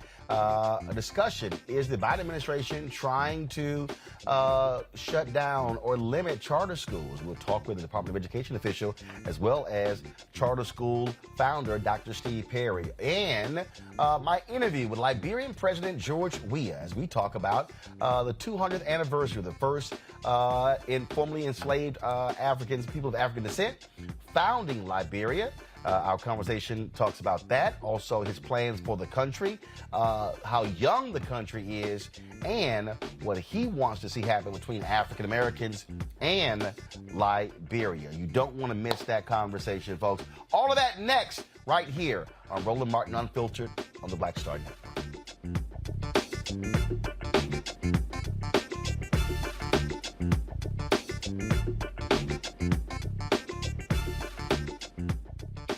Why is it so hard to see Panther? What deal? Wow. I mean, if you go to Amazon, I think I tried. So I have a collection of That's a hard movie. They charge you $300 on Amazon. I was like, I'm not about to pay no $400 for a VHS copy. Yeah. What's the deal? Man, it is interesting, Roland. It is the movie they don't want you to see. Power to the people. It's funny. I made New Jack City. You can get it anywhere. Pasta, you can see it anywhere. But a movie that says that it is not an accident that we medicated the black communities right around the time when they were getting militant, when you had the Panthers starting to organize, and people starting to vote and march on Washington. We let these communities get medicated. In fact, that comes up in The Godfather, where they say, as long as it stays in the black communities. So we asked the question, they tried to ask us questions. I asked them, the reporters when we did, I said, listen, why is it a 13-year-old boy in the hood can find a way to buy a gun, some liquor, or church, or some crack, and yet you can't find them to arrest those people? You can't arrest that dealer. Why is that?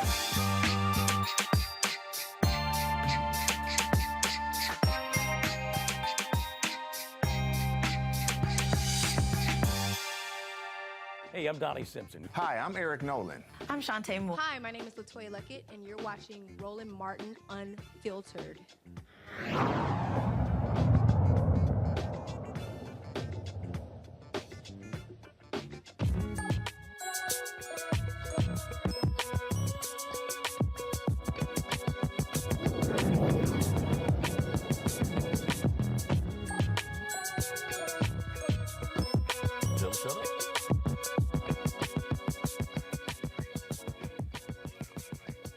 Folks, this week is National Charter Schools Appreciation Week. The Biden administration introduced a proposal to reduce federal funds to charter schools. The proposal would force charter schools to collaborate with public schools and justify their need in the community. The National Alliance for Public Charter Schools placed this ad in Sunday's New York Times, demanding the administration back off of public charter schools. Joining me now to discuss this is Robert Rodriguez. He is the Assistant Secretary of Education. Joining me from Washington, D.C., and also Dr. Steve Perry. He is the founder of Capital Preparatory Schools from Bridgeport, Connecticut. Glad to have both of you on. So first, Roberto, what is the case here? Is the Biden administration seeking to cut money for charter schools? And why would charter schools be collaborating with public schools to justify their need? Explain what's being proposed. Sure, Roland. Thank you for having me on. I'm pleased to be here. You know, by no means is this a proposal to try to cut funding for charter schools. In fact, these are a set of proposed priorities that Secretary Cardona put forth back in March for public comment. And the design here is around supporting high quality across the charter schools that are funded by the federal government. You know, we invest $440 million a year at the federal level in our public charter schools.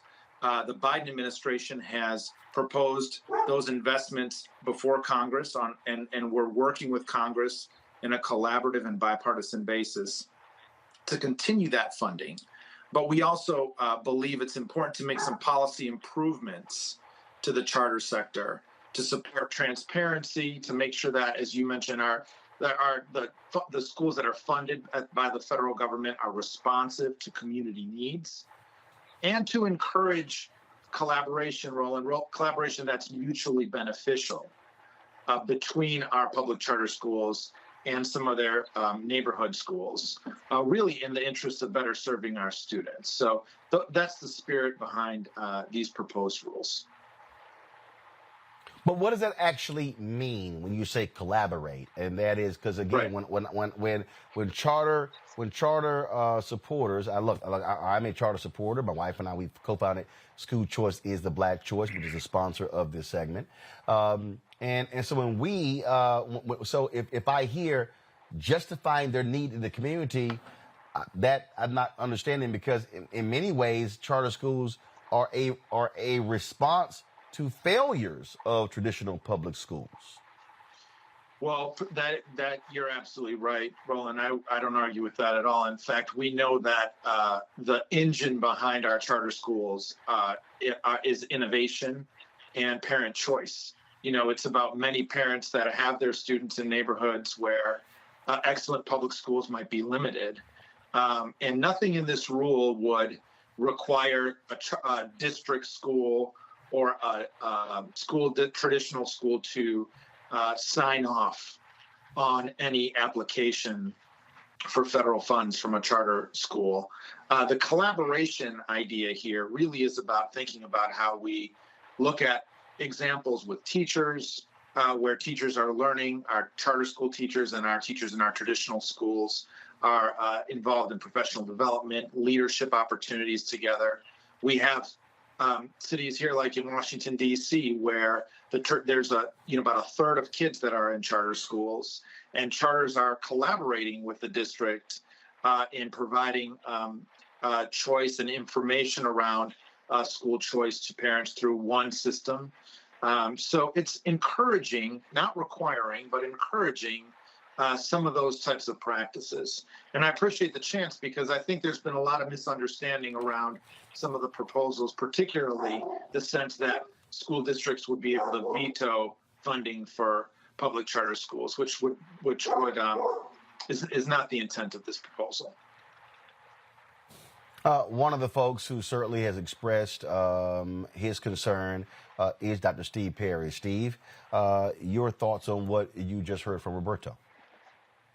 I have to say, it's pretty amazing. You said that with a straight face. Forgive me, I'm a working educator, so we're actually on a school trip right now. if I don't even know why we're having this conversation. Nobody asked for these. The only group that's asked for the changes to the charter legislation is the teachers union. It is as if Mr. Rodriguez has literally read from the teachers union hymnal. I mean, it's profoundly disingenuous. If you think that those strategies that you just offered are so important, how about we try them with the 94% of the children who attend neighborhood schools? Try it there first, work it on them first, and then if it works for them, come back and mess with the only schools that are producing quality education in the hood. If you truly care about Black and Latin children, if you really do, then how dare you do anything that will limit the access of Black and Latin people to create schools? Without the CSP money, I could not have opened the schools that I'm right now taking kids who 100% of our graduates have gone on to four-year colleges would not exist. Parents in the parking lot giving me hugs because they said they would not have had the opportunity but for the school. If you cared about our kids, if you really did, if you weren't just trying to protect the status quo and the overwhelmingly white teachers union, if you really were about kids, and if this really was policy that you thought would work, then try it on the 94% of the children who attend the traditional neighborhood schools. But you're not going to do that.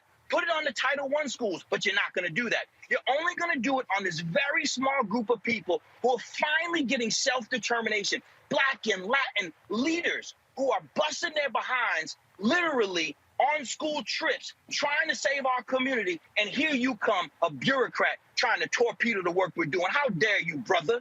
How dare you? So, again, Roberto, to Steve's point here,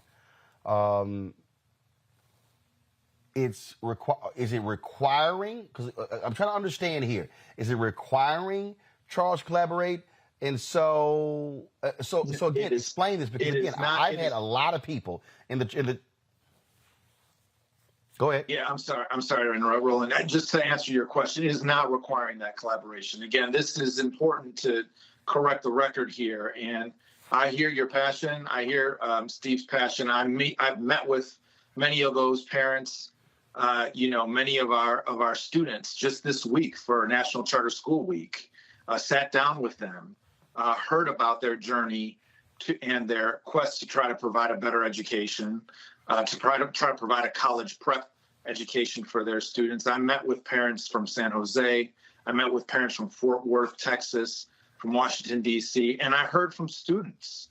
And nothing in this rule, despite some of the coverage that you've seen, nothing in this rule seeks to upend that choice. This is about quality, right? We know that 15% of grantees that have received dollars under this program in the past, and this has been an important program to help support public charter schools. 45% of our public charter schools have received some dollars, some support over the years from this program.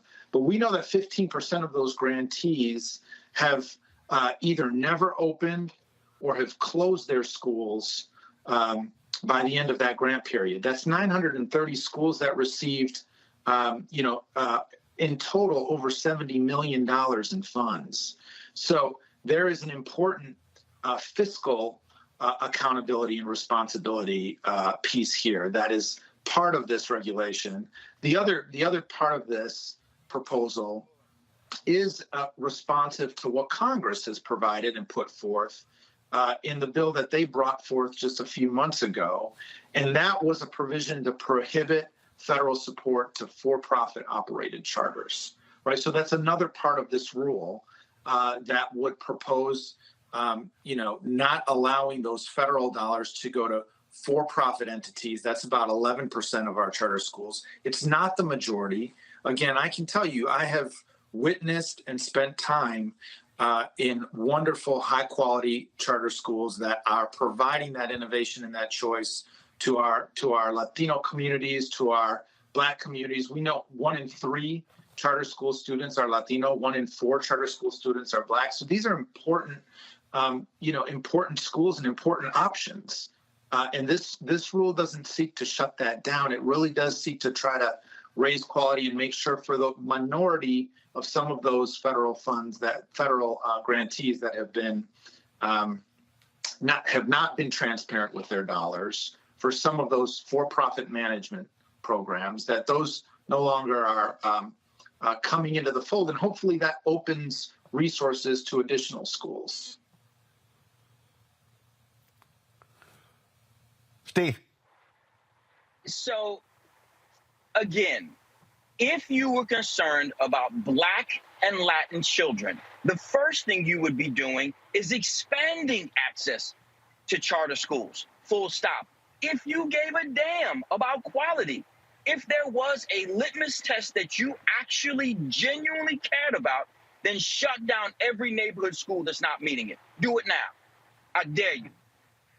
Take the same standards that you seem to want to apply to charter schools and apply unilaterally to neighborhood schools. You want is to maintain the status quo. And as such, any effort that you're making is an undermining of the work that we're actually doing. This is what we actually do. I don't visit charter schools, I run them. I don't visit the community, I work in it. We build schools that change lives. And I'm telling you, I'm not asking you that your proposal will undermine the work. I'm not curious about whether or not it'll hurt us. I'm telling you it'll hurt us. So since I'm telling you it'll hurt us, stop. Your secretary went to a school of choice. Secretary Cardona did not go to his neighborhood school. And now he's working against the same choice that put him in the position that he's in today? How dare you? Are you serious? So Roberto, here's my question, Roberto. So hold on, Steve. See, hold on. So Roberto, here's my last question.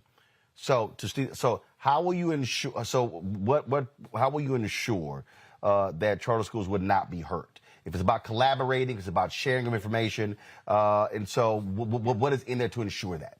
So here's the bottom line, Roland. I mean, we are going to continue to advocate for and continue to press forward for dollars to support high-quality public charter schools. We are proud of the work that's been underway. You know, the secretary supports high-quality public charter schools, right? He talks about the schools like the Stanford Community Excellence Charter School that he lifted up as an example of excellence, you know, in Connecticut when he was commissioner. And we know, like, through this pandemic, which has hit some of our Black and brown families the hardest, charter schools have been a lifeline of support for our families. Again, this rule is not designed to, curb or attack or shut down those high quality schools. That's not what this is about. This rule is about making sure that we're providing some transparency, the responsiveness to community need, that standard, that's a standard that applies across so many of the Department of Education's programs, our Magnet Schools program, our Promise Neighborhoods program. It is not unlike the standard that we have in Title I plans for our schools. So here's where we are. This is a proposal. It went out for comment. That comment period has closed, and the Department of Education is looking closely at comments from across the country, voices of our parents, of our students, of our educators, their reactions to this rule. We're going to consider those very carefully and all that feedback before anything gets finalized. And I can just communicate to you what I know to be the values of this administration, which is to support high quality public charter schools for students. If we didn't support that, we wouldn't put a budget forward fighting for $440 million a year for these schools. We wouldn't take our responsibility for stewardship and quality of this program. We wouldn't take that seriously if we didn't care about our high quality public charter schools. So, we welcome all the feedback.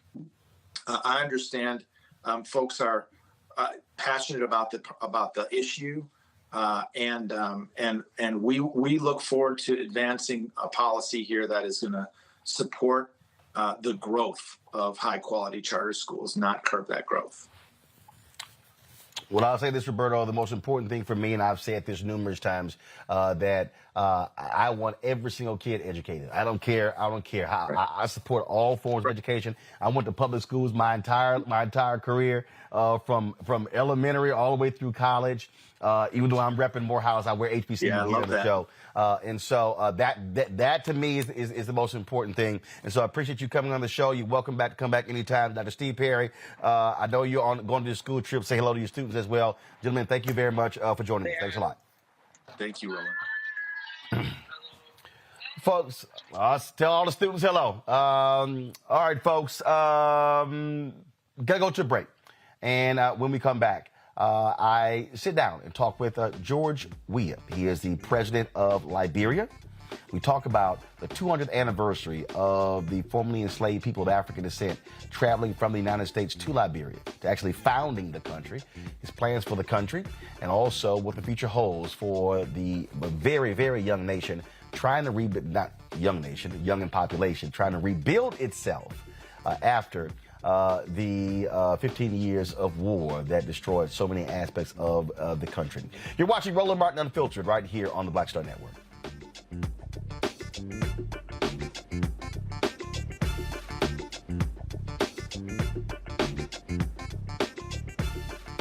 On the next Get Wealthy with me, Deborah Owens, America's Wealth Coach, you're going to learn about the silver tsunami, which means that 1 million people are turning 65 every day, and they're going to need some kind of care. You're going to meet two sisters whose situation with their own family led them to start a business in this industry, and now they're showing others. This is our passion, our mission, our purpose, our ministry. That's right here on Get Wealthy, only on Black Star Network. We're all impacted by the culture, whether we know it or not. From politics to music and entertainment, it's a huge part of our lives, and we're going to talk about it every day right here on The Culture with me, Faraji Muhammad, only on the Black Star Network. Why is it so hard to see Panther? What deal? Wow. I mean, if you go to Amazon, I think I tried. So I have a collection of that's a hard movie. They charge you $300 on Amazon. I was like, I'm not about to pay no $400 for a VHS copy. What's the deal? Man, it is interesting, Roland. It is the movie they don't want you to see. Power to the people. It's funny. I made New Jack City. You can get it anywhere. Pasta, you can see it anywhere. But a movie that says that it is not an accident that we medicated the black communities right around the time when they were getting militant, when you had the Panthers starting to organize and people starting to vote and march on Washington. We let these communities get medicated. In fact, that comes up in The Godfather, you know, where they say, as long as it stays in the black communities. So we asked the question, they tried to ask us questions. I asked them, the reporters when we did, I said, listen, why is it a 13-year-old boy in the hood can find a way to buy a gun, some liquor, or church, or some crack, and yet you can't find them to arrest those people? You can't arrest that dealer. Why is that?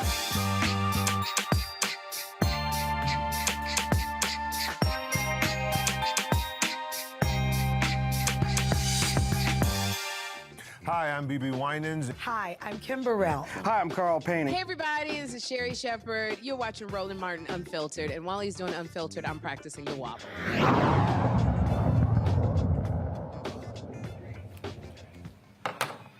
Bring my pound back in here. Michael, Kelly, I'm going to bring y'all in because the conversation we just had there, talking about the with charter schools back and forth. See, here's the thing that jumps out to me. And Jason, I'll start with you, being an educator. Look, you got a lot of people who are against charter schools. You got a lot of folks who support them. I've always said this. If traditional schools were doing their jobs, charters have no business. They literally will be out of business. And I do believe that there's a problem in this country where we operate where there's one delivery system when it comes to doing things. And so again, for me, I look at traditional schools, neighborhood schools, magnet schools, homeschool, online school, charter schools. I look at private schools, parochial schools, all of this, and we have to figure out a way to where folks are not saying shut that down, in that, or this is the only way, as opposed to saying, wait a minute, they all can coexist if the goal is to ensure that students are being educated regardless of the delivery system. Yeah, no, I'm 100% in agreement. You know, I think that there are charter schools that are excellent. You know, judging by the students that I've received from charter schools, there are charter schools that are excellent, and there are charter schools that won't be around in 2 years. There are some that are good. There are some that, fall down on the job. You have New Orleans that improved, I believe it's New Orleans that improved their whole school system by moving towards charters. And then you have Detroit, which has had struggles with charters under the DeVos family. So I definitely think that, I felt the passion coming from Steve, and I understood everything that he was saying. And I'm pro-charter, I guess, in the respect that I agree with everything you said in terms of let's match kids with the best way that they can be educated. And some are going to do better with online learning. Some are going to be better with homeschooling. Some are going to be better with charters. Some are going to be better in traditional public schools. Some are going to be better with parochial education, whatever it is. So I agree with you 100% there. I also, as a rule, am not against, regulation. And so if there's some sort of regulation that's going to make educators more effective and make people, ensure that everybody gets a certain quality of education, I'm not necessarily against that. And that's what I thought I was hearing from Roberto. Again, this isn't really my area, but, in terms of the charter public school debate and funding and all of that. But I thought I was hearing Roberto saying that, we want to make sure that, the quality of education that everyone is getting and the quality of training that the teachers are getting, it has some level of uniformity. I can kind of understand that too. So I guess I'm kind of in the middle with both arguments. Well, make your damn mind up. Kelly, there's this constant tension. You do have teachers unions largely against charter schools. They want the teachers to be unionized.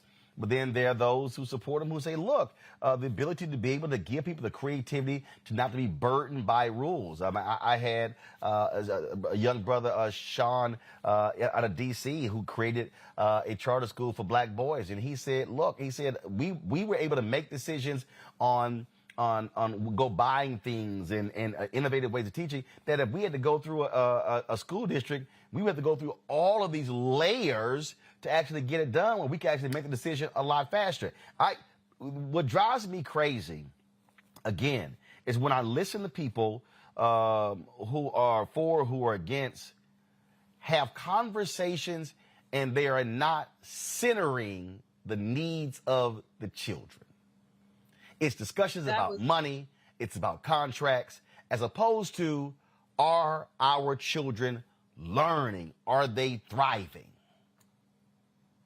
And that should be the goal for any system of education, right? So when I hear, the arguments on both sides, I still have yet to hear how it is not beneficial for children to be in a charter school any more than it is for a child to be in a public school.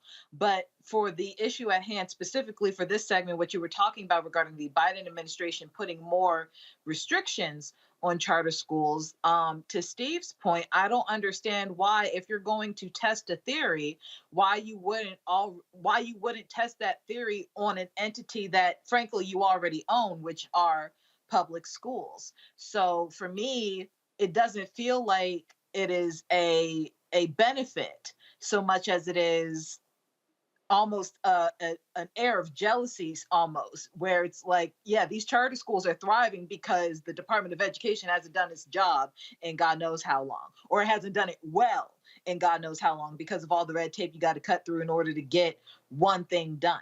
You know, you're not bound by standardized testing. You're not bound by, you know, curricula that isn't beneficial to anyone, let alone the student.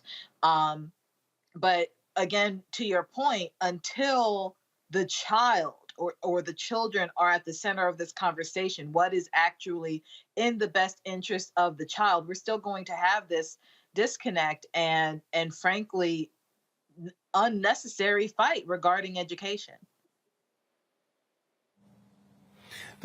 But here's the reality, Michael, and that is when it comes to education in this country, policy is not being set out of Washington, D.C. Education is local. It's happening on the state and the local level. That's where most of the funding also is coming from. You do have situations where you have people who play games and experiment. When you look at Betsy DeVos and her family, their involvement in Detroit public schools. And there are examples, and I've called those people out in the charter school movement who are only in it for the money.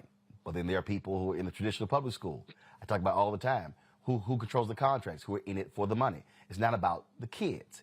And that, to me, is the most important thing.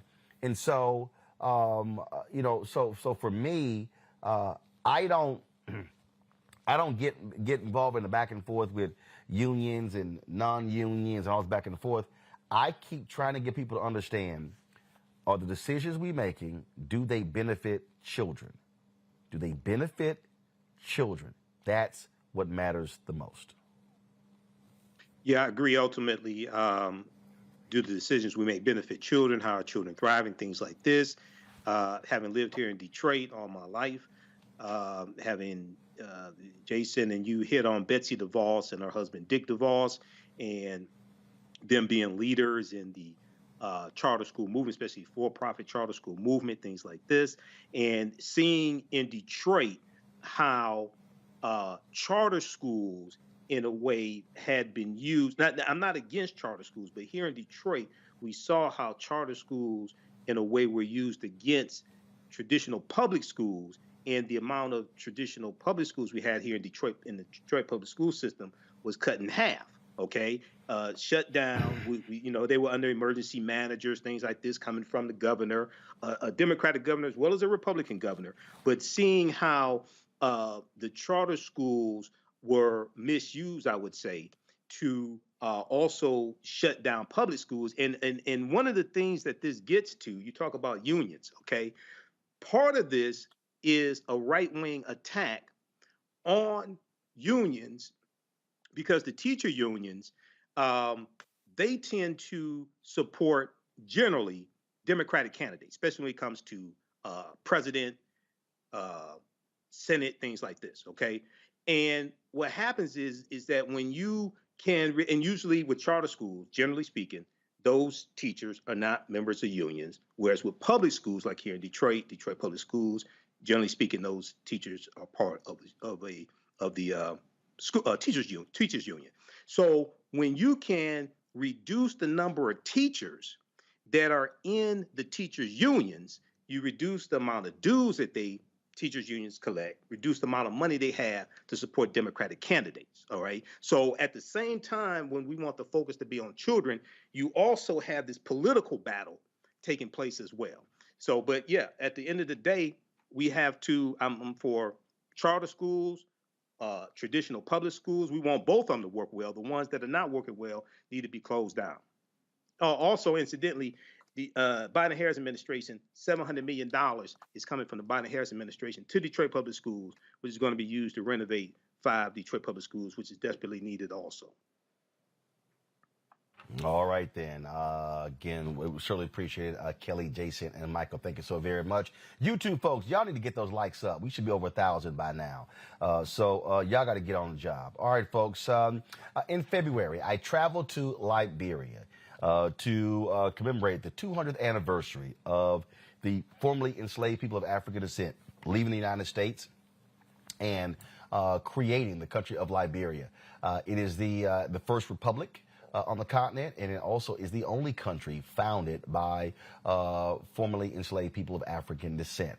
While I was there, got an opportunity to interview a number of different people, including President George Weah. We sat down in the newly refurbished, or actually rebuilt, if you will, renovated executive mansion for a conversation. We talked about the 200th anniversary, talked about how young Liberia is, the impact of war on that country and how so much was destroyed, how they're trying to rebuild, and what he wants to achieve in terms of connecting African Americans with Liberians to create this partnership, because Liberia has the most unique relationship out of any African nation with African American. Here is our conversation. President Weah, glad to sit down with you here in Liberia for your bicentennial. Martin, good to see you. Welcome. Let's start off with this bicentennial. The focus is not on Liberian independence. It's on the first enslaved people from America, freed enslaved folks, formerly enslaved, who came to this country. What do you want to achieve with this year-long initiative? What I think is the entire history of our country, how the indigenous and those settlers came. And then what we try to do is to let our people know that we are one people, and to keep the peace of our country, to understand that this is our land, not a particular people.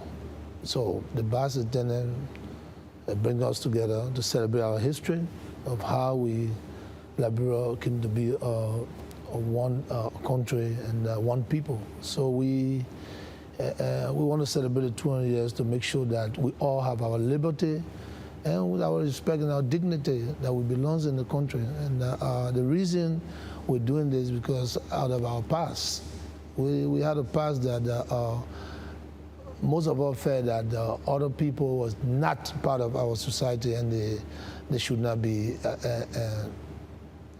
governed. You know, so we want to show that we all belong to the country. All of us can be leaders in the country, and we can live together in peace and harmony. And this is why we are celebrating the bicentennial, so people can have their right. Imagine you got a son that born abroad, and then he will be deemed as a foreigner. You know, he can obtain a dual citizenship. That is wrong. You know, a born Liberian, a Liberian is always a Liberian, no matter what you do. So we need to make sure that our people know that no matter where you are born with Liberian parents, you are Liberian. So we wanted to showcase and then celebrate our diversity. I think it's important for us, and this is why we are promoting the bicentennial, so people can come home and develop their country and have a place in their own home, and not to be to believe that they are marginalized, they are not accepted. You know, so it's just a reunification, you know, of our existence, and this is what we try to do. You talked about that unity. Let's say there's someone who has Liberian parents, but they were born in the United States, but they moved back here. Will you extend them the right to vote? Will you look at doing what Ghana and Sierra Leone is doing, is offering citizenship for African Americans and others? So what are some of the things that you're considering doing? What if you had a Liberian parent, you are born in either America or France, I mean, you're a citizen of the country. That's the first thing we have to recognize. We cannot alienate you because you were born in another country. Automatically, you should be a citizen. So I'm promoting that a born Liberian is always a Liberian. So just like if I had parents and they were in the military and they were in Germany, even if I was born in Germany, I'm still an American citizen. Yeah, but you are a Liberian because you're born with a Liberian parents. Right. That's the point we're trying to raise. That's the point. Imagine my son, Timothy. He was not born in Liberia, but that's my son. Right. You understand? You were born in America, and he bear an American passport. How can a Timothy Weah, You know, he plays for American national team. How can a Timothy is not a Liberian? I don't think it's fair to our children, you know. Our country, most people left here because of the Civil War. And they obtain citizenship everywhere, you know, for greener pasture. You know, but at the end of the day, they have to obtain a visa to come here or get their second passport. And some people are hiding their passports. You understand? You shouldn't be hiding. You should bear a Liberian passport and the country that you're from. I think it's the right thing to do. That's, we talk about rights, human rights. That's their right, the right of their forebears. Your thoughts about extending citizenship to others in terms of wanting them to make Liberia home, again, similar to what Sierra Leone and Ghana has been doing? Yeah, we're trying to do so. And this is why we proposed the dual citizenship the other day. And I will hope that our people accept that, because it's important. It also builds our economy. Because when people feed at home and people believe that they have a place, they invest, you know. And if you look at the world today, and the United States and France, Europe, as you can see, a lot of people have immunity and they invest because they believe that it's their home. So they have huge investment and stay right there and invest. Let's just talk about what do you want to see in terms of a relationship specifically with African Americans? I mean, the reality is this is the only African nation where African Americans helped found the country. And I can tell you there are many African Americans who don't even know the story, don't even know the history. You have folks who came from Virginia, Mississippi, and North Carolina, and Ohio. And so with the celebration, are you looking at doing bicentennial celebrations in the United States to also galvanize the 1 million Liberians there and to teach others about this history? Well, I think what we did here, I mean, it can be a standard everywhere in our community, you know, to make sure that people are joined together, you know, for a common goal. And this is what, and we are doing it. Liberians are a way to understand that other people came here, you know, for us to move on. And I think it is important for us to maintain the peace, you know. The world today, it is a global world. We all have to work together. We all have to be one people. You have to understand my culture so I can understand your culture. Mm-hmm. Remember, Martins, I'm a Liberian, but I live in Europe. I live in America. I was accepted by different race of people, you know, the different color of people. So I'm the leader today, you know, and the world can be a better place when we all join hands and we all unite. It doesn't matter your color, your creed, your religion, or whatever view. Whereas we have to live together. You mentioned investment. What was the last major investment into the country? I was told it's been several years. So what do you see as the struggle? What do you see as the block? What is it that you need to see happen here in order to make that a reality, to be able to provide economic opportunities, be able to provide jobs, building of skill set, building of education, allowing you to execute your plan when it comes to infrastructure? It's to attract investment in every facet. You know, you see our country, and Liberia needs to be developed. Liberia needs to have a rural connectivities. We need to have electricity, water, and we need to have more facilities that will attract people. But is there anything that's hindering that? Say that? Is there anything that's hindering that, that's preventing that from happening? What is happening just bit by bit, and I believe that with a rule of law, you know, and respect for human dignity and fairness, I think people will be attracted, they will come, and this is what we're doing. But we took charge already by making sure that we're building our roads and our infrastructure to make sure that it attract people, and that's the way we can build our economy.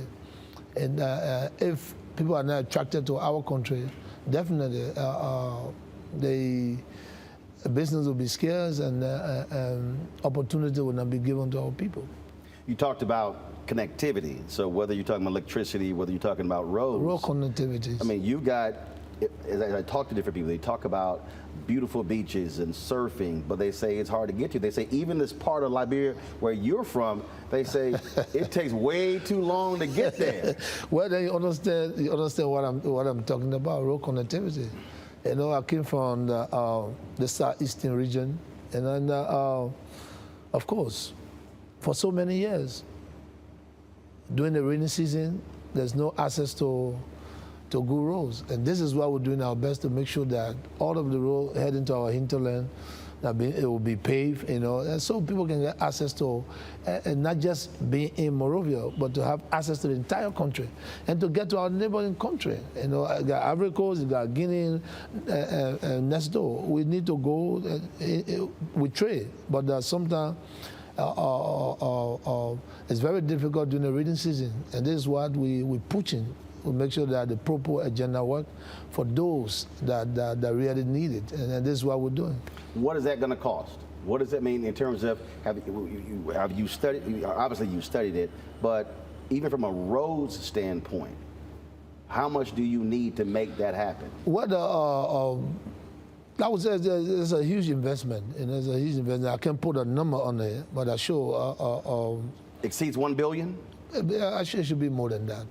For Liberia to be connected, it should be more than that. And we hope that our partners understand that and bring the companies, bring the resources, and help us to build this country. Let's talk about education, because I don't care where you go. That is a huge deal. You have a very young country. You talked about the war, average age being 19 years old. Also need to have skill set developed. And so what is your plan for this country educationally? What we have, we are doing our best to make sure that we promote the sector, educational sector. And Martin, this country is the oldest country, as I said to you. And today, more than 50 to 75 years in our sector. Today we have digital education. So it tells you that we are doing our best to make sure the sector works, because I believe in education. I've been in the country, never had the opportunity. I won't say go to good school, because every school that you go to, it depends on the person, you know. Mm-hmm. Yeah, I never had the opportunity and then to complete school year. But I went away, pursue my career, my dream to be one of the best athletes in the world. And after that, I went to school. So I know the importance of education. And this is what we're doing our best. Today, if you walk around, you see that all public universities are free today for children to have access to school. And because I believe in education, and this is why we're doing our best to make sure we promote this sector. Because every young person, every citizen has the right to education. But when it's not free, it's difficult, right. You know, and this is why we give free education. And we're going to encourage every government that will come after us to make sure that Liberians go to school free. Encourage them. Whether it's a technical school or whatever, it should be free. Mm-hmm. Are you concerned about brain drain? Are you concerned about your young folks getting restless and saying, you know what, I don't see a future in Liberia, I need to leave. I'm going to go to Sierra Leone, I'm going to go to Ghana, I'm going to try to get to America. How much of a concern is that? And so what are you going to do to ensure that you're talented, you're smartest, you're most ambitious stay here to rebuild this country? Well, I think what I believe is not even leaving, because you can have an opportunity and go away, prepare yourself and come back. That's not the point of the promoting the education sector. The point of what I try to raise, they got some people here that will never leave. They're going to be here. And they might never have opportunity to go away. Those people are the people we have to make sure that we save. Those kids that people believe that they don't have and the future. That's the future we have to touch. And this is why we have to make sure we got technical school, we got free school, so they can be encouraged to go to school. And that's that's what I'm trying to say here, and the point I'm trying to raise. I had an opportunity to go away. I never had a chance to pay my own school fees, but I had the opportunity to go away to play professional soccer. After that, I went to school, and I came back. So, but how many of us will go and come back? You still have children that are looking for opportunity to go to school, and that's what we have to fix. Build their future for tomorrow, because when you are educated, you have the possibility of being employed. You know, it doesn't matter.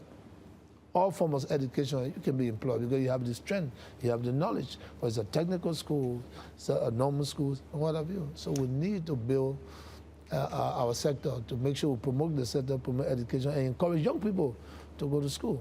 How do you also change the perception that some have? And I hear it a lot when people talk about trying to do business in Africa. First thing people bring up, corruption. They say, you know, I'm not paying bribes. I'm not dealing with folks who they're taking too long. It's slow down. I don't know if I'm going to get my money back. You got that one thing. Then you have the people who have the perception that, frankly, you know what? I don't really see skilled labor to be able to go to these countries. And so the reality is you have to battle that perception that people have in other parts of the world, including America.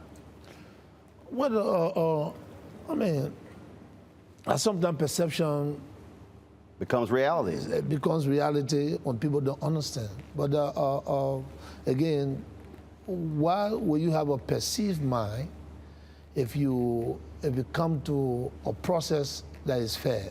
You shouldn't have any perceived mind of corruption, because first of all, you come to Liberia to do business. There are institutions, there are processes in place. Follow the process. If you circumvent the process, you may fall into people, you know, everywhere in the world, even in the United States, in France, you got people that are con artists. Yeah. They're waiting for those people that they believe that they are vulnerable to take advantage. So the best thing to do is when you go to a country to do business, you have the processes there, you have the legitimate agency that you do business with. When those people corrupt you, then the government has a responsibility to make sure that they question them, but not going behind the curve to do business. And it's not the right thing to do, because you know what I'm saying. Here we have rules, we have autonomous agency, we have compliance institutions that are responsible to make sure that people come and invest. So you should be going to those people so you can invest and then follow the rules. So sometimes when people talk about corruption, I don't understand. The last time I was in Dubai, it's the same question they posed, and I asked the same question. If we have an investment commission here and you come to invest, why don't you go to the investment commission? Why are you looking for people to take you around? It's wrong. Go to the government institution. When the government institution corrupt you, then of course they will be apprehended, there will be a question. Then you can go and say, well, the country is corrupt. But if you go beyond the curve because you believe that anybody can make you do business in a country that have the rule of law, then you'll be making a mistake. So what you're saying is, if you want to do business with Liberia, go through your National Investment Corporation. You said go to them. Don't go to an individual in this city or this city. It's the best thing to do. You see, Martin, a lot of people, and I question what is the dream of corruption. You know, people come to do business and just get anybody. And those people corrupt them and take money from them, and they complain that, oh, they went to Liberia. No, you went to Liberia and you found somebody, or you on the internet talking to people that con you, you understand, that deceive you and bring you into the country. And at the end of the day, you don't even see the authorities, and then you get frustrated. So those are the things. So coming to Liberia to invest, you have the bureau, the National Investment Commission. I show when you pass through those entity, and then the processes you follow, and then you don't have reason to say that the country is corrupt. You know what I'm saying? Because if you telling somebody corrupt, if you go beyond the curve, then you also, encouraging corruption. Right. So if you're an honest person, you have to honesty have to prevail. Liberia is obviously an ally of the United States. Has been for quite some time. What more do you want to see from America? There are African Americans, there are Liberians in the United States, there are African Americans who say, hey, they can petition their members of Congress. You're going to be meeting here with members of the Congressional Black Caucus. What more do you want to see from the United States when it comes to helping rebuild and grow Liberia? What the question I want to ask you, if Americans believe that Liberia is developed? I'll answer it this way.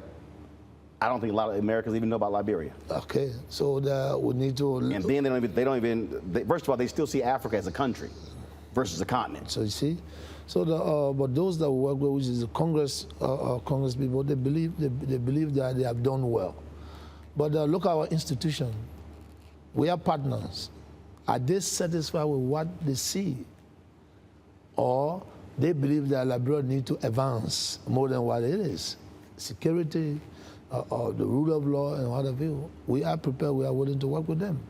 So the Liberia, which is the oldest independent African state, you can see, just a couple of years, we tried to obey our rules. So how long we never had a road connectivity?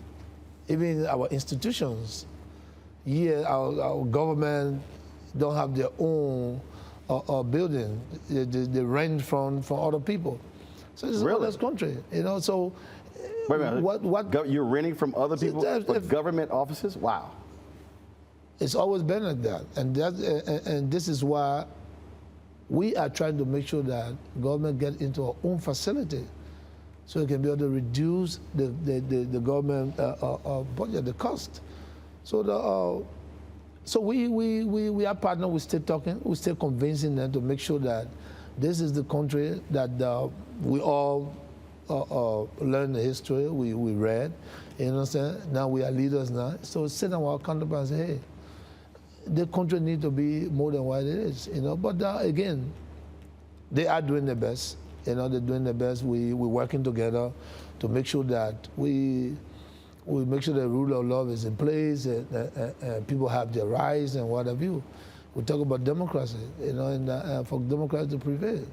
Martin, I'm the former peace ambassador for this country, and what I always said to my people, you listened to me the other day, without peace, our war will be difficult. You understand? So the only way we can gain growth is when we foster peace with unity. It's the only way we can gain growth. Without that, it's impossible, almost impossible. During the disarmament, and I said to the kids, you can hold the guns as long as you want to hold it. It will never benefit you, because this is the wrong thing. So you need to lay down arms and go toward a path of prosperity. We're heading towards a path of prosperity. It's not about politics. I'm not a politician, and you know I'm not a politician. No. I'm an administrator that came into politics because I wanted to change certain things. Right. Today, we would have known that in the village where I live in 1975, today we'll have a solar light. We have a light. We have the huts being removed, and we build a free home for those people. And so, in every facet of our society, we want to see those things. We want to see change. We want to see change, where people can easily live in their homes and they can use even a bathroom without going outside.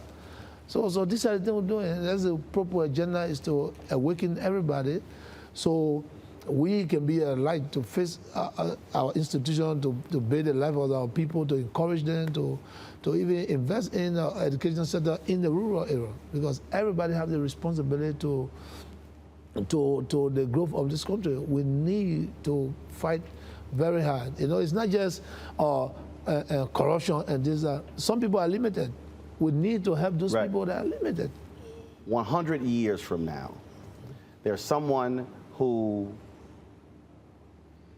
is reading, the Liberian student, and they're reading, and they come across your name. What do you want them to say, not about what you did on the field? What do you want them to say 50 years from now about your presidency? What, as I always said, you know, when I live here, when my children, I mean, are in the society with those people that I lead, when they point the finger at them, they must say, wow, this boy, father, was a nice, a kind, and a good president. So they can live with them when I'm not here anymore. And this is what I'm doing, everything to make sure that we help our people. So tomorrow, nobody can point finger on my children and say, well, look at him. If father was here, he didn't do anything. So everything that I do, I want the society to see honesty and to see that we try to improve the lives of our people. You know, it's not about what I've done already on the field, you know, but I know when I live here, those honest people will see there will be a legacy, there will be a mark, and they're going to see that, wow, George Weah, everybody thought that he was never going to make it. Today, this is what we got. And I'm fighting hard, Martin. It's not an easy task, but I want to build this country for the time that I'm here, you know? And it's all honesty. You know, this is my country. I live in the country. I ran the street of this country. Everywhere, in the ghetto, you just name it. You understand? I went outside to promote the image of this country. During the war, I was from one refugee camp to another refugee camp. And this is why when I talk about peace, I know how they live in refugee camps. And I'm back here, and I'm the president. And that's why I ask every Liberian, it doesn't matter what you think, keep the peace of this country. There's no need to be boisterous. There's no need to be rude, you know, be humble. Politicians or opposition, what have you, speak the language that will give you the opportunity to be leader in the future. So I want every Liberian, when I'm not here no more, it's not just for the praise, to see my mark. The legacy is being kept and left. And this is how I want to live. So tomorrow, it's not just going there to promote Africa in sports, you understand? But in my country. But today, you can see that every African know that when it was difficult, it was not just playing this, kicking the soccer ball around.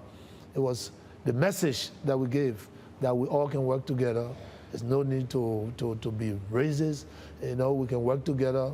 And this is a world of diversity. I have to know you, you have to know me.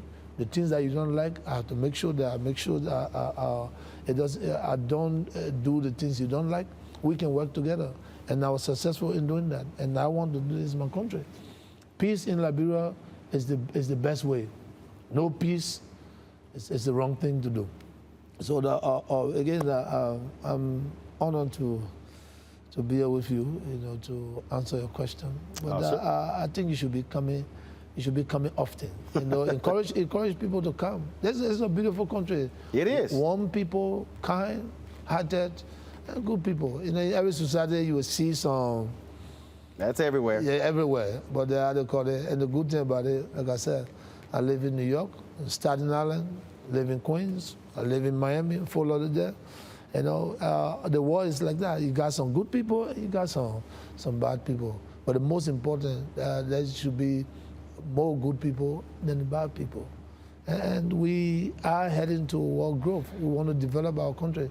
And we will do all we can for this country to be a better place. So when you come next time, you see that, wow. That's it. Well, tell me, so this is an 8-story building? Yes, I believe. And so you said bit by bit. So what they told me is you've already restored about 4 floors? Yeah, about two, 3 floors. And the yard. When you restore the image, you see where people, there's a Capitol building, there's no Marshall's face.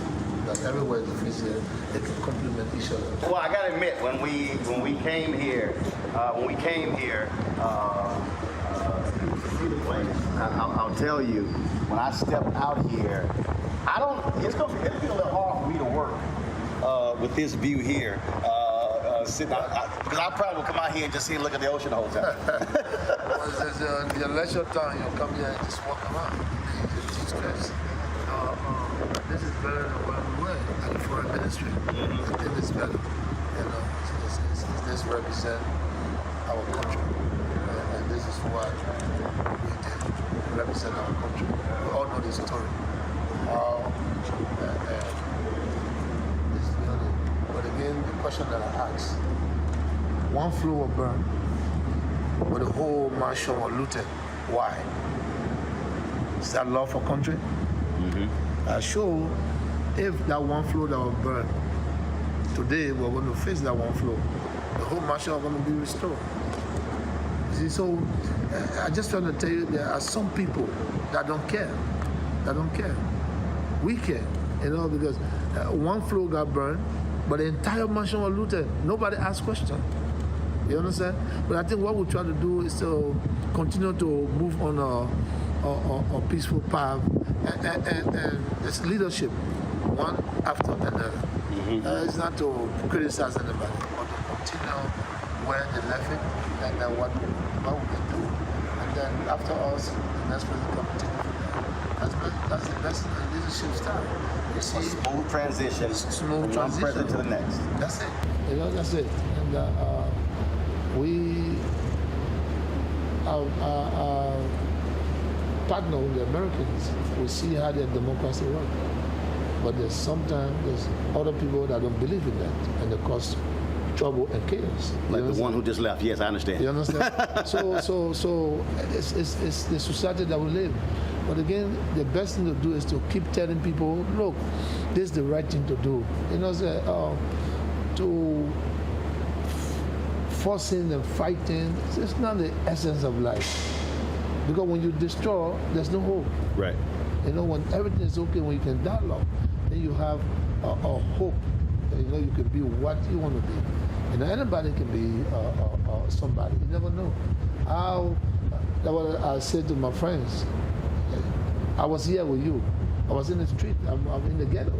Born with parents that have great possibility, but I ended in the ghetto.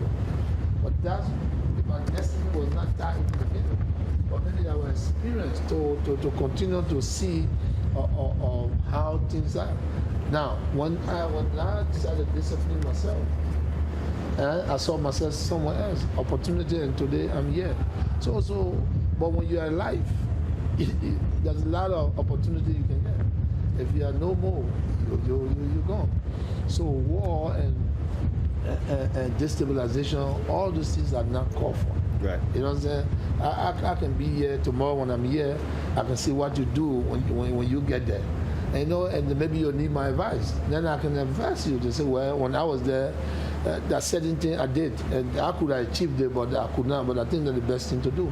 So we lead us today. We can work tomorrow for the country, even as an agent of the country. So we shouldn't see each other as just politicians. We family. We want family. Most of my friends that grew up in school, they are running against, some of them ran against me. You understand? They ran against me. But that's the beauty of right. Democracy. You understand? I went to 2 elections, 2005 and 2010. The first, I went as a head of the ticket. The second, and they put me out. And then the third, I'm still on the head. And today I'm here. 2005 was not my, but again, what happened in 2005? If I were going to persist and resist and believe that fighting was the way, it was not the rule of law, or looking at the country to move forward, maybe I'm not going to be here. But the fact that I could even accept to be peace ambassador of what happened in the previous elections, Since I had a call today, I'm the president. So you can see that when there's peace, there's prosperity. You understand? So I want everybody to understand when I talk about peace, because it's important. It's important. President George Weah, I appreciate it. Thank you very much for having us here. Thank you, Martin. Good to see you. Right, we don't do the handshakes, but we'll definitely do we'll do that. I see you in your partner. Well, I was in Ghana for the year return in 2019. Okay. Oh, that's good. So I have a designer there who hooked me up. Oh, so that's good. yeah, I wasn't gonna wear a suit. There's no suit in my bag, so I got all traditional gear. You'd be surprised. I'm the the actual purple makeup. I brought the style in the purple. Oh, I know. No, they made sure that I go back with several outfits. That's purple. How you call it? Purple. Propo. Yeah. Oh, Propo. So when I go back, so it's called Propo suit? Yeah, Propo suit. Yeah. Okay. But I can't wear with the tennis shoes. You can wear with sneakers, you can wear with anything. I gotta wear loafers. I can't wear tennis shoes. But that's good. Loafers. I can't wear it. That's the best thing to do. I appreciate it, sir. Thank you very much and good luck. All right, fam. So y'all going to see me rocking the Propo on Monday. I want to thank President George Weah and all of the officials in Liberia for making that happen. We got some other interviews that we're actually working on right now. We did a tour of the country of actually Monrovia. And so we're going to show you that. Of course, those gorgeous beaches there as well. I sat down with a Liberian businesswoman. I talked to opposition leaders. There's a lot of different conversations that we had that we're going to be showing you over the next month. And so we can't wait to show you that. Folks, that is it for us. So let me thank everybody for watching. Y'all, YouTube, y'all should be hitting those like buttons. Y'all, I keep telling you, we should be at 1,000. Stop making me have to beg y'all do so. Hit the like button. We're going to also be restreaming the interview with President George Weah multiple times over this weekend. So we look forward to that as well. And so, yeah, we're sitting at right now 831. So come on, y'all. 169 more likes. We hit 1,000. Folks, we always, of course, on Fridays end the show. Showcasing the people who support Roland Martin Unfiltered. I want to thank all of the people who donate to the show. And so thank you so very much. So again, folks, y'all download the Black Star Network app. Support us with your resources. And we're just going to keep doing what we do, covering what's important for the African Americans, but also the African diaspora. And that's why we have the Black Star Network. Thanks so much. Y'all take care. Holla!